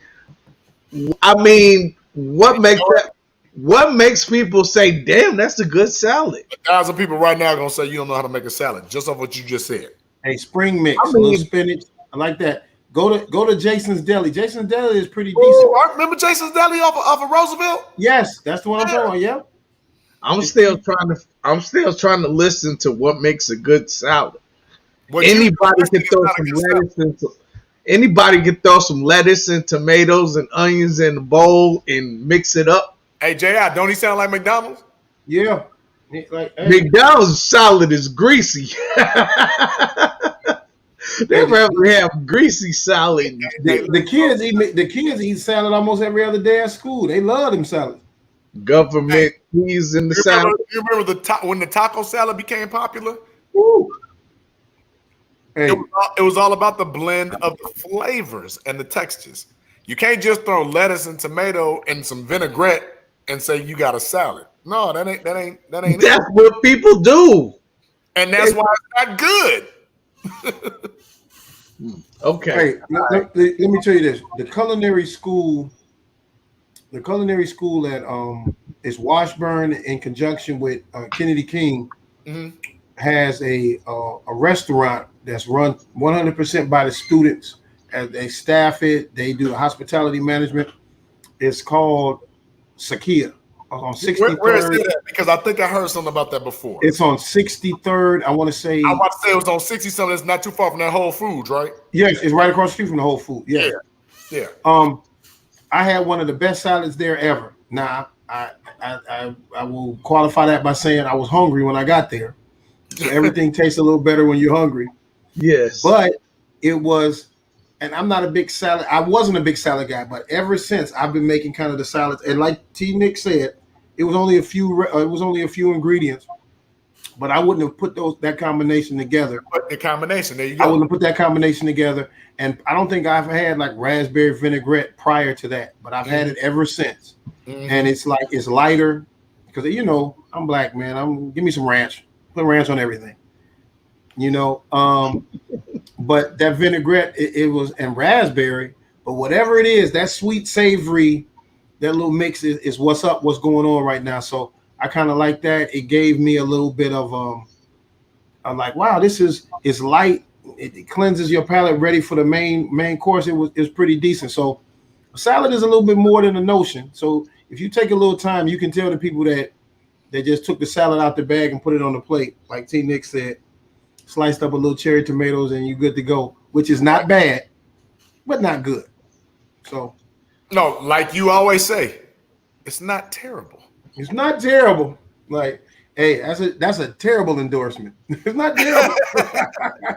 Well, big ups to all you salad eating people. And I ain't no rabbit, so I can't salad. That's just me, but T. Nick, before everybody get out of here, man. But you said you was going. I mean, I don't mean to bring up old stuff, but you said, what about pleasure and pain, baby? Oh man. Oh yeah. So I'm toying with bringing pleasure and pain back. Anybody that's on the podcast, if you want to play flag football, you in Chicago, I don't want no pussyfooting. But if you thinking about you want to play, fuck with me. I'm thinking about bringing the team back. Co-ed flag football. It's fun, but if you don't think you can take the heat, don't step in the kitchen because it's heated out there. That was my shameless plug. Thanks, J.I., for reminding me of that, man. Man, I used to love seeing Pleasure and Pain out there. Man, I used to love it and hate it at the same time because everybody thought that they knew more than I did. So that's why we never really won shit, because everybody was doing this. No, I want to do this. I want the ball. No, give it to D Baby. No, give it to Booby. You know, it just never worked. Wait a minute. D Baby, that doesn't sound like a bad idea. Either one of those No, things. it wasn't a bad idea. But what I'm saying is doing this. If we gonna give it to D Baby, let's just give it to D Baby and let's win the game. But you got some people to like, no, give it to me, give it to me. Don't give it to D Baby, give it to me. So I mean, this don't work. This don't work. You know? So and if we're gonna give it to Booby or D Baby, let's just do that. Let's do that and let's win the game. Let's figure out plays that's around them and whatever girls we need. Because if you don't have good girls, you ain't gonna win. You're not. So if you give it to D Baby, Booby, and you have a select few girls, that's what you're gonna do. That's what you're gonna do. Game plan around that. But with everybody doing this and everybody thinking they know everything, that's not gonna work. Because everybody's gonna do this. You ain't gonna win. So to JI's point, if you were an X's and O's guys, you wouldn't have that problem. You only had it if you're a player's coach, right? Right. But the problem is, I'm not a player's coach. So I was even doing this. I was even doing this. And that's not a great coach. So then buy-in becomes even more important in that situation. Yes. You know what? And it's backwards design. When we start winning, I'll start listening to you, coach. Other than that, backwards design. I like that. Yeah. So that's what people were saying. That's pretty much what people were thinking. When we start winning, I'll start listening. Nobody was listening. Everybody was doing this. And then they don't. Yeah, that's what it is. That's what it is, man. So have fun. I got some good relationships with some of the players on my team, and I try to cultivate relationships with the people that I think is just. I don't want it to be like a business atmosphere. Let's have some fun. Mm-hmm. Some people I can talk to. Some people I have to break it down because, like, hey, JB said it. You got to have some buy-in. But the truth of the matter is, I don't have to tell you every day, or I shouldn't have to tell you every day, hey, I know what I'm talking about. But if you don't buy in, then I'm going to have to tell you. And I get it. If we're not winning, I don't care who you are. Bill Belichick is Bill Belichick primarily because he's winning. Bill Belichick wasn't Bill Belichick when he was with the Browns and the Jets. I didn't know he was with the Browns. Exactly. You're not, as a coach, you're not going to get that respect if you're not winning. Hey, one of the best coaches in the NFL history, if he would have just stopped and fell off the face of the earth 20 years ago, man, love Mike Dicker. Mike Dicker say two more things, they might take a Super Bowl ring from him. He's out here wild, like, man, you didn't really do anything. So it's a lot about buy-in. It's a lot about buy-in, but truth of the matter is, did we win because of the coach, or is the coach great because we won? I've heard people slander Phil Jackson. He ain't know what he was doing. Anybody can win with Scotty and Mike. Anybody can win with Shaq and Kobe. So it's kind of like, look at you. Anybody can win with D Baby and Booby. See, he don't like that. Anybody should be able to win with D Baby and Booby. Anybody, Baby and Booby at that. Anybody should be able to win with D Baby and Booby, but not with everybody doing this shit. Yeah. Not with everybody doing this and thinking that they know everything. If you're gonna let D Baby and Booby do it, let them do it. But yeah, so that was an experience. Anyway, man, let's get some shout outs and get the hell out of here. It's 3 hours. 3 hours in. All right, let me get in. Shout out to Gilly, John Gilmore, man. He held us down. Shout out to AB, part of the Voltron crew, the Chicago Clubhouse podcast. Love AB's energy and his research. Those are my shouts. Quick and to the point. Hey, I got to piggyback on that and say, man, shout out to JG, not Johnny Gill, John Gilmore. Hey, phenomenal pod, bro. Like, that man was down to earth. Loved it. Open. He was consistent. Hey, if you're not a John Gilmore fan after tonight, you better be. That's it. That's all. As always personal, shout out to moms, Miss Sandra. Shout out to Pops, Uncle Lester, if you're watching. Shout out to SB. Shout out to my cousins. Shout out to Curtis Clay. Shout out to all my people that's watching. Shout out to Leg Podcast. Shout out to Leg Network, League of Extraordinary Chicagoans. Shout out to D-Sun. Hey, it's a lot of moving parts. Shout out to AB. Shout out to SP. It's a lot of moving parts to make this thing move, and besides these three people that you see on the screen. And I have to show love and admiration for all of them because guess what? 3 hours into another pod, and they still with us. So thank y'all.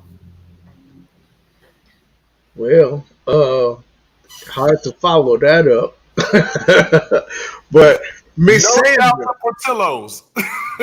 Miss Sandra, gotta shout out Miss Sandra. You forgot Miss Sandra. I said, Mom. You ain't forget Miss Sandra, but I almost did. So I gotta shout Miss Sandra. Thank you, Miss Sandra. If you're still there, appreciate you. Appreciate you, Bullets. CO saying everybody else that was in the chat. If I forgot your name, charge it to my head, not my heart. I appreciate all y'all. Scottie Pippen bourbon.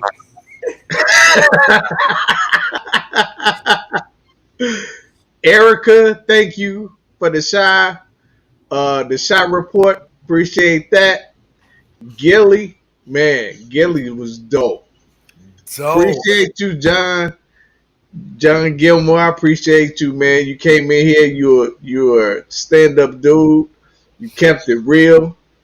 Appreciate you, man. Even though you kept saying we for Tampa, you just call your ties with the Bears. Man, that hurt my heart to hear that. But you know what? You still that dude, man. I appreciate everything that you did for the organization, man. You came in here. You were like, man, I don't care about looking pretty. I don't care about catching passes all the time. Throw me a bone every once in a while. But I don't care about catching passes all the time. I'm a block. Thomas Jones should be grateful to you. Cedric Benson should be grateful to you. A lot of dudes should be grateful to you, but we are because you did a lot for the Bears, and we are diehard Bears fans. Shout out to Plunked that actually came back on Sunday. That's the baseball podcast. They talk about the White Sox and the Cubs, and the White Sox actually are looking good, man. And the Cubs, woof, oh boy, they gonna have to revamp or something, rebuild. I hate to say rebuild, but they're gonna have to do something, man. But yeah, Plunk came back, so shout out to Chris and Emilio, and LegPod, of course, LegPod Network. We are live on their Twitch channel. Shout out to them. Shout out to DJ Firejock, who is our DJ for Sip and Step Sundays. We just had our first one this past Sunday. Marwan Soul Flow was the special guest, and we gonna have more. And we already have special guests lined up, so check us out for that. And shout out to Lisette, of course. Lisette. At least we got one viewer. So shout out to her. And next week, he's back. B Twizzle will be in the hizzle for shizzle. Bernard Berrien for all of those who did not know what the hell I was just talking about. One of my favorite wide receivers. But yeah, Beats Twice. We'll be back in the house, man. We can't wait. It's going to be a fun pod. This was a great pod tonight, man. Definitely the biggest shout out, J.I., J.B., A.B., S.P., all y'all, man. This podcast would not happen if it were not for you all. So, big ups. Even though J.I., you know everything and you don't know nothing at the same goddamn time. But, yeah, man, I love y'all, man. Y'all are great. So, without any further ado, I'm going to go get some water because I'm tired of this already. I'm going to go get some water. But before we go, for J.I., the human Wikipedia who knows everything and absolutely nothing at the same damn time. My man JB, who knows every single stat from every single team since the 90s. I'm your point guard, QB, T-Nick, the coolest dude in the room, but I'm the only dude in the room. Thanks for watching the podcast. Well, we think we know everything, but we don't know shit. We out!